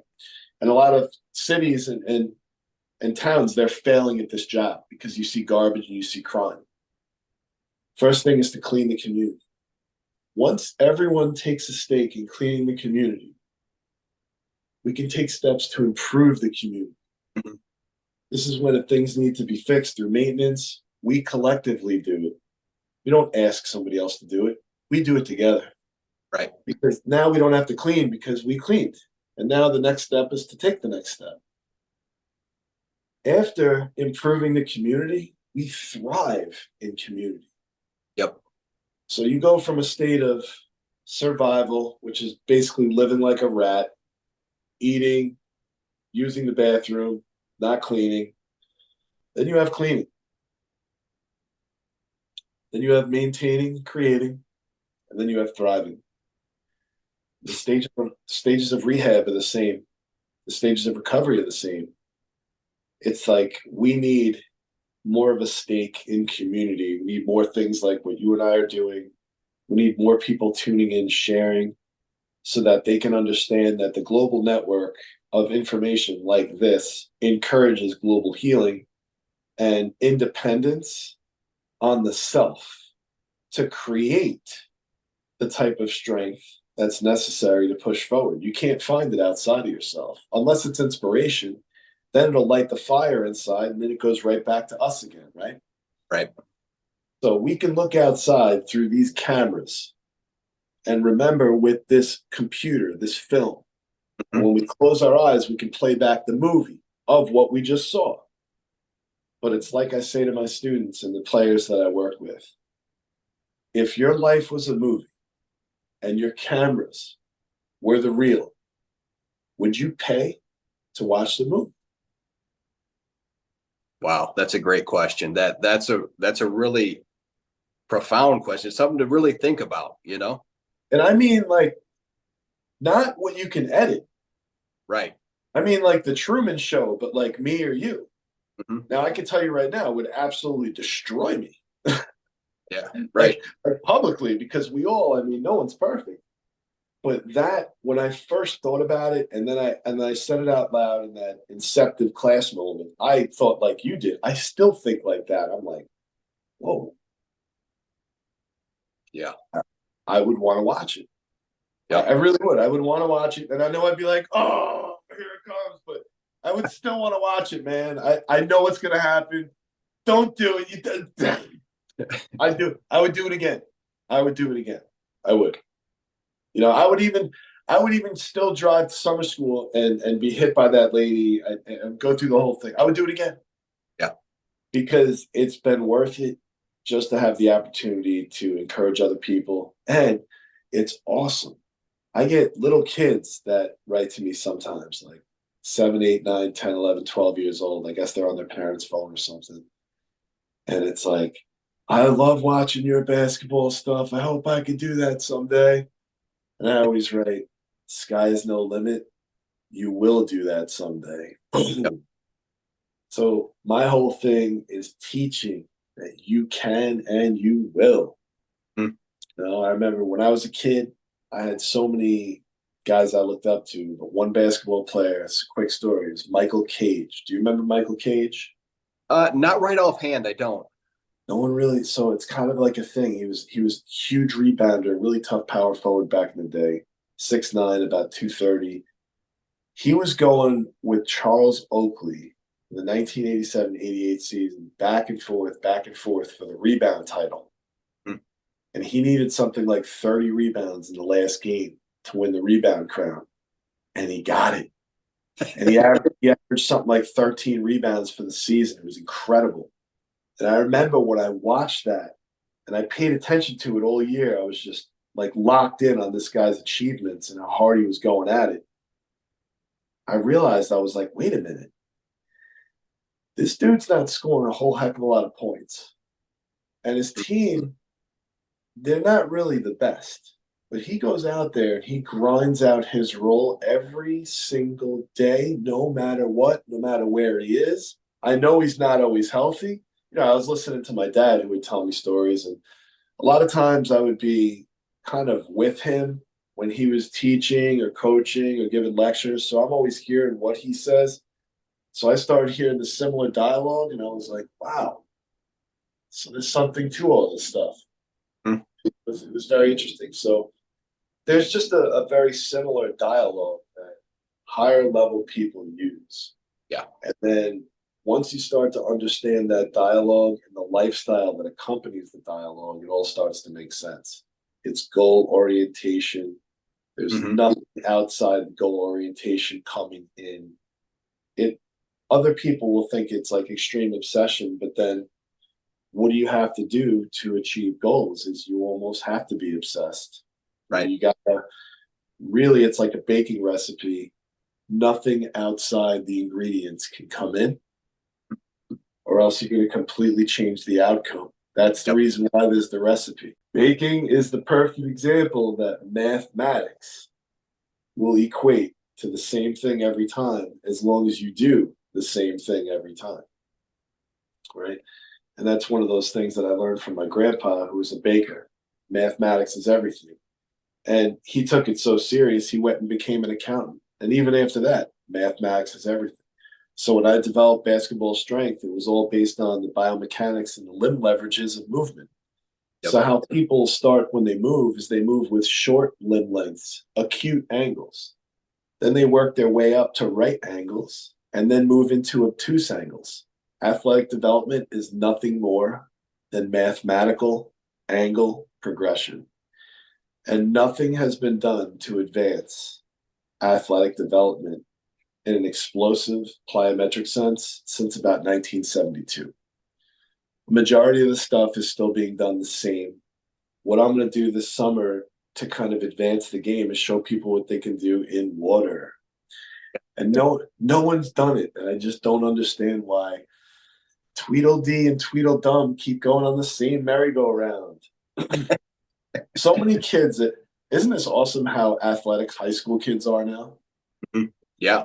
Like more than ever. And I probably educate more high school kids online, at least with my interactions, than I do coaches or, let's say, professional players. I'm so impressed by the development. But what I need to see is more intelligent training using water. Yeah, I really do. Otherwise, what we're going to see is a plethora of lower back and knee injuries in about 10-year time. Sure. Yep. It's not going to manifest at age 15, 16, 17. It'll start showing up at 25 and 30, But what we got to get is more education into kind of like a streamlined standard where instead of the standard of care, we have our own standard that's kind of universally accepted as a responsibility of the self. And if the self doesn't know that, either me or you or somebody in the crew could just kind of lend a hand, like, this is what you need, just go do the work, come back when you're ready. That way we're all on that same page and we kind of help one another with our illnesses and how to find our way out. I think most of our illnesses can be taken care of, man. No, I agree. And when you talk about training in water, have you ever checked out George St. Pierre, who's one of the, arguably might be the greatest fighter of all time? He does a lot of work in water. He developed a lot of different training styles that people didn't agree with. Like when he would train, he would say, I'll go hard for 25 minutes because that is the max my fight could be. And then after that, I'm working on technique. There's no reason to go hard for more than that. And he does a lot of his stuff in water. And he would get a lot of knocks for being a safe fighter. Like, yeah, he's not out there like on the highlight reel. Like, he's just going to beat you. You know what I'm saying? He's probably not going to knock you out, but he's going to beat you. And that was just his goal, is to win. And he got to it the way he wanted to get to it, the safest possible, the best for his body. And I think more people need to congratulate that rather than say, oh, he's not flashy enough. You know what I'm saying? I think it speaks to everything we talked about today. Big time. GSP is one of my heroes. He might be one of my all-time favorite fighters. George St. Pierre. Props, man. And I'm Canadian too, so hey. But what I like about what he does, man, is he is always efficient about what he does, and he's truthful about how he takes his approach. He doesn't pull any punches. He doesn't do any drugs behind the scene. He tells everyone how he lives. He shows you how he lives, and he knows how to work because he does all those things. Mm-hmm. And people don't know how to appreciate him for what he is. They got to hate on him. Yep. The trolls got to come through. But the bottom line is this. I follow GSP. He's still training like he was 20 years ago now. He looks amazing. And guess what? He's still teaching. He's still positive. He's still encouraging. And the guys that were talking horrible about him back then, they're still talking horrible about him now. And he's still encouraging. So it's like, I have so much to learn from his example because it's specific. Yeah. Right? And it gets results. And when you look at that, you can't help but wonder, man, if he does it, and he obviously does it, and he puts it out there for the public to see, and he is a world champion, how can there be any hate at all? Right. Exactly. Yep. Because I look at it and I just immediate, like, like if I see anything, it's automatic appreciation. I remember when Instagram was just pictures, man. It was like a photographer's kind of like portfolio type of app. And I would just look through because I love nature. I would just look at these great pictures I would never, ever see. Then all of a sudden we're looking at videos and we're finding all these reels and this information. it's become like YouTube on steroids. Yep. So now all this stuff is streaming in, and it becomes like, okay, where is somebody's mental filter to know, what to go through and what to keep? And that's the education part, right? I think, and this is just a statement from a 19-year teacher now, by the time a student leaves middle school, they should have full comprehensive knowledge of human anatomy and physiology. You can't be able to program and code a video game, but you don't know your body. Right. So, I teach health and physical education. I coach and train people, and I ask people about their body all the time, and they usually don't even know. Right. But they'll have in-depth knowledge of like a cartoon character or something else. And I'm like, dude, that's great. Like Fist of the North Star is my favorite anime movie. I watch at least 5 times a week. I still do. But I know my body better than I know that movie. Yeah. So if we have this suit that Alexis Carrel said lives for 150 years, but because we have unclean air, food and water, and the thoughts and vibration isn't right, it gets cut in half. So it's about 75. It's a rental suit. Take care of it. Yep. Right. You have people in China that live 100, 110, 115. Right. You look at the lifestyle, and it's conducive to longevity. It's peaceful. And it's kindness. They have a system of care that looks for the causes of care, and they'll look to manage that so that the symptoms don't manifest. Mm-hmm. That's a beautiful thing. That becomes something that's learned from the practitioner, passed on to the patient, and then the patient learns and passes on to other patients. Right. And that's a system that works. That's kind of like what we're doing here today. Even just the statement of taking care of your shoulders to protect your neck and taking care of your hips to protect your back alone is worth the podcast, along with everything else we're saying here. These are things that are like golden nuggets for people who may have been or may have not been on the fence with taking that first step, that leap of faith into their own management of care. Yep. That's kind of where we all are before we take full control. We're like, I don't know, should I? I don't want to touch that knee. I don't want to touch that shoulder. I don't want to move just yet. Maybe I should go to therapy. Bop, bop, bop. Well, how the hell and why are you going to go to therapy when you can't even get out of bed? You're gonna walk out of your house. You're gonna get in your car. You're gonna drive. Timeout. Yeah. Oh, major timeout. I remember getting the call where they were like, Dave Lemanczyk, and I'm like, speaking, and they're like, well, this is physical therapy. You want to know if you got to come in? I'm like, you got an ambulance picking me up? Right. Like, why's that? I'm like, I just had 9-hour spinal reconstruction last week, bro. I can't drive, man. Right. Why the hell would you want me to drive? And if somebody drove me, why the hell would you want me in a car after I got wrecked in an accident in a car and I just got fixed? And a week later, you want me to go back in to see you? I'm thinking I'm bugging out if I go in a car. And that's another thing. Like, if you get into an accident somewhere, you have to overcome your fear of getting into another accident. Mm-hmm. Here we go again. No one wants to talk about that. I get back in the car after this whole thing, and I got to drive around now. But now I'm actually, for the first time, looking in my rearview mirror. And I didn't really do that too much before. I mean, I was aware of it. Right. But now I'm driving and I'm spending time. Like, I'm evaluating that. That's out of the flow. That's not healthy. So what I had to do is I had to do some visualization work there. I had to get back to trusting in the process. And I got there. And I'm completely honest with you, brother. I might drive my car now 2,000 miles a year. Just walking everywhere, running everywhere. You're on your bike. What are you doing? Yeah, I walk everywhere, man. I take the train in and out of the city. And my car, it just sits in a spot. Mm-hmm. I say hi to it. Kind of gets upset at me a little bit. Drive it a little bit.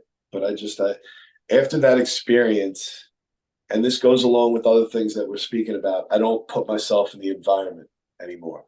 After the accident, I had attorneys, I had medical staff all on board. And then I had the attorneys that I was on board with sell the case to another practice without my knowledge or consent. Then that practice, whatever the hell they did, wasn't what I was on board with.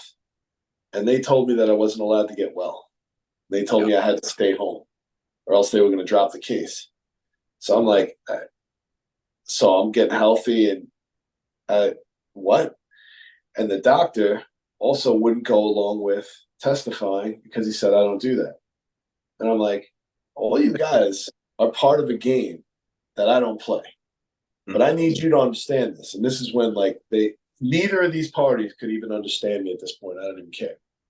I said, I forgive you for being selfish and doing wrong. I forgive you for being spineless and doing wrong. You will face your judgment. It's not going to come through me. I don't need money. You are going to need your soul. That's the difference. I'm going to recover. I'm going to get stronger. I'm going to go back to work. I'm going to finish. I'm going to do inspirational things. Everyone who wrongs me, it's not going to be me that gets you. God has wrath on you. Good luck, brother. Good luck. And it's almost like clockwork. When you're chosen by God and people wrong you, it does not go well for them. And once I realized that, I relinquished my own need to be the police for people. And when you're somebody who, has ability, sometimes you can go back into that, MMA mode and want to attack a little bit, but that's what the negative forces want you to do. Right. And unfortunately, we don't play into that game. That's a kindergarten game. We don't do that. Remember the book, You Learned Everything in Life in Kindergarten? Right. Yeah. It's true. So if we stay there, back to those goodness and the wholesome values of that, there are no issues. Like I remember in kindergarten, we have kids of every color and every race, right? And everyone's on the playground and we're sharing, man. Cookies, pretzels, playing games. You're on my team. I got you. You got me. No one cares, man. We're having fun. It's only when people start paying attention to things that don't matter that they get away from that, right? So kind of like where it segues now is when we get older, sometimes socioeconomic status turns somebody into a listener or an ignorer. Right? And that is not discernment. Discernment is being able to listen and know the truth, or being able to view the truth or feel the truth without evaluating the messenger of the truth. Just listening to the message itself. And I think that may be a big problem with, let's say me, for example, is people will see me and automatically become jealous and not understand the message. Right. I don't care whether you think it's a 10-foot hoop or not. I don't care whether or not you think I can do this with anyone there or not. It doesn't matter. I don't care if you don't like the way I train. It doesn't matter to me. I know that I can inspire you to fight the deeper battles in yourself. The battles that you don't want to talk about that I know about. The ones that I can speak about because I've been through. I've literally looked at Lucifer in the face and said, if you have power over the Holy Spirit, you can stay. Otherwise, you have no power and GTFO. And just like that, gone. So when you're powerful, the devil's going to come for you. Yeah. That's a fact. And I don't pretend that I'm not constantly on watch, because I am. And the reason why is because when you can inspire and you're truthful, you're wanted on both ends of that coin. Being able to stay with the endurance to the end and know the responsibility is key. Like Abraham Lincoln said, with great power comes responsibility. Right. And it goes for all of us. You're a father and so am I. We have responsibilities, and our actions, even the way we speak now, our children are going to hear it. Our wives are going to hear it. There has to be something that they can hear and acknowledge as a message that should be.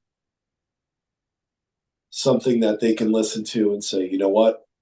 I don't have to go through that experience. I understand that experience. Right. Now what I'm going to do is apply that experience to myself, because somebody else's trauma, the understanding of it can be my own too. And that can prevent me from other type things, because I'll be able to detect things a little bit sooner. You know, the crooked natures of attorneys, the jealousies of people, the importance of developing a strong sense of community in a very small circle, limited to only the good people that are God-fearing and support exactly what it is we're trying to do. Right. Yep. Nothing else can exist there. It's like when you crack an egg, what do you find? One egg. Right. Sometimes you might get two, but very often it's one. It's not two. And the problem is that people split themselves up into too many things. They want to serve too many different agendas, and instead just do the purpose that you're intended here for. And whatever that may be, stick to that. That's your talent. That's it. That's all. Like, I think basketball is a talent. No, it's not. It's being able to talk and being encouragement in that way. Like, that is the talent. That's it. It's just surviving through the torment, fighting the demons, going through addiction, and just being someone that can share that story.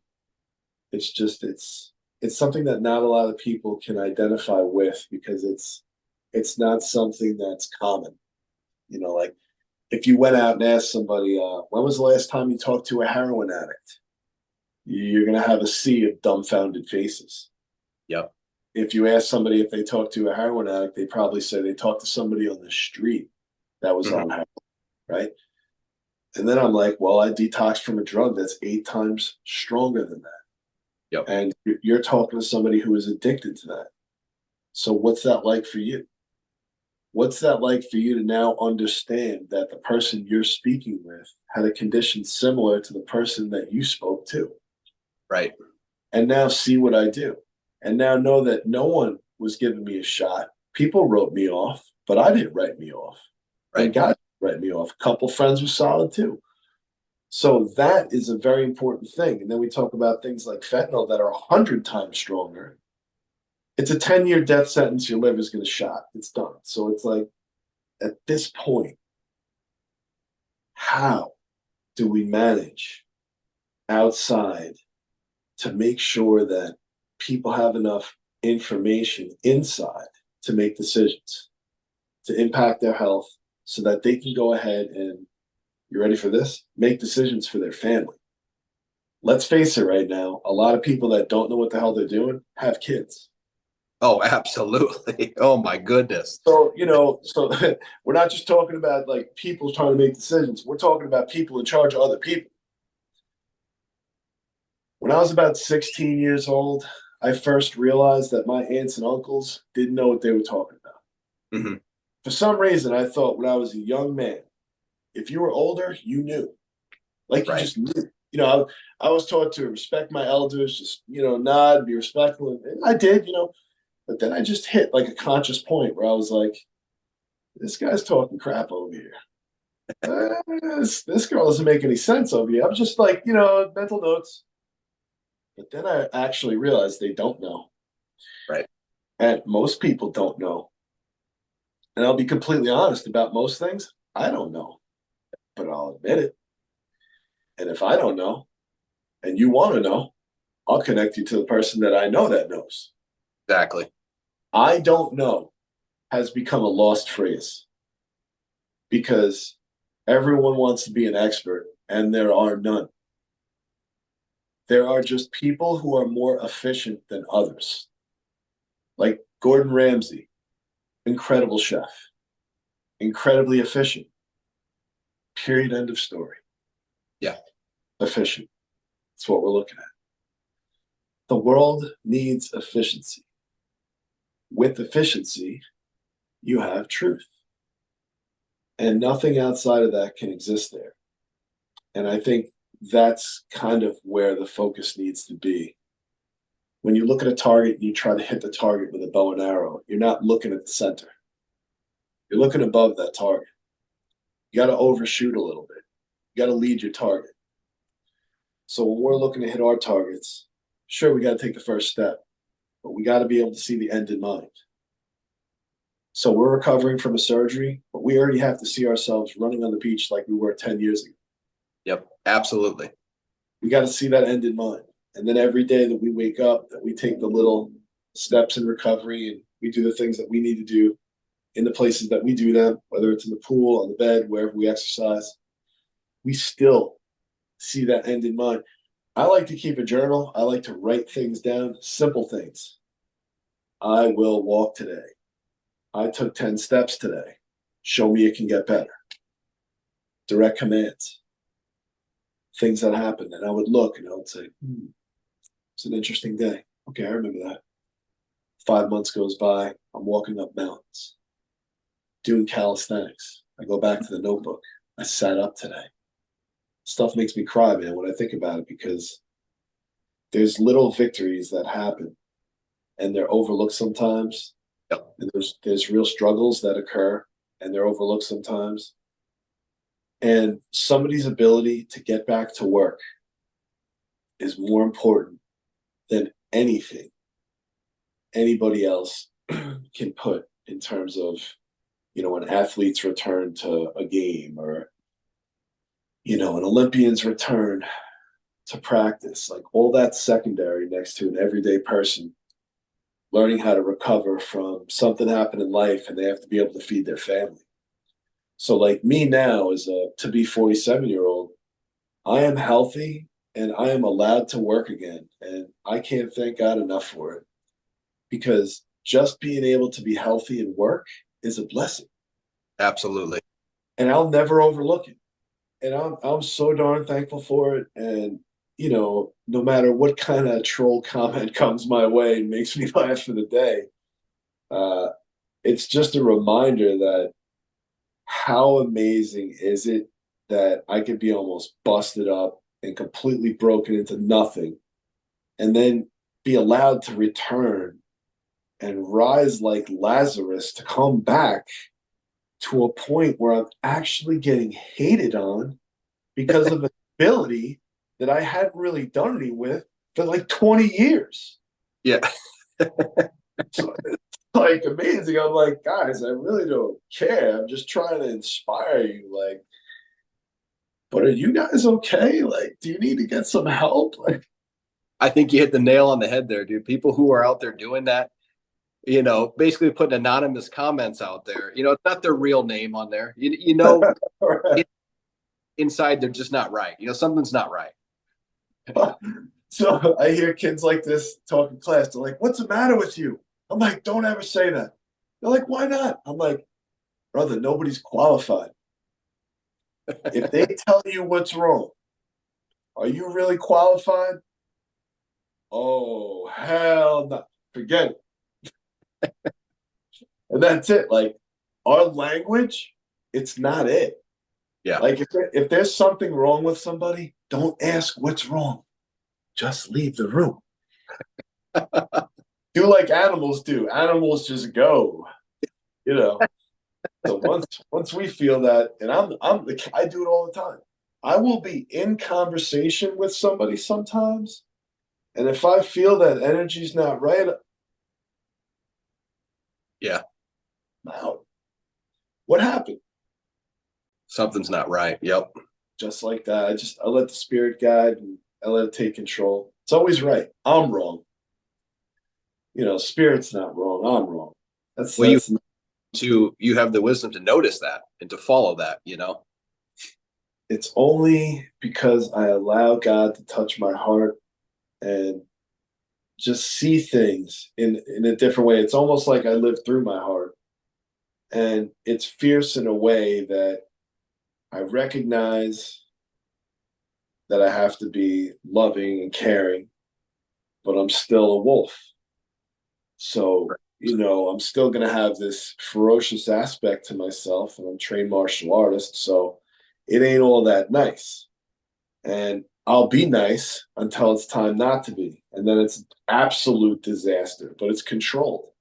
And I think that's another thing too. I think every man on this planet has a responsibility to learn how to defend not only themselves, but their family. I think it's your responsibility. I think it has to be taken as serious as your career.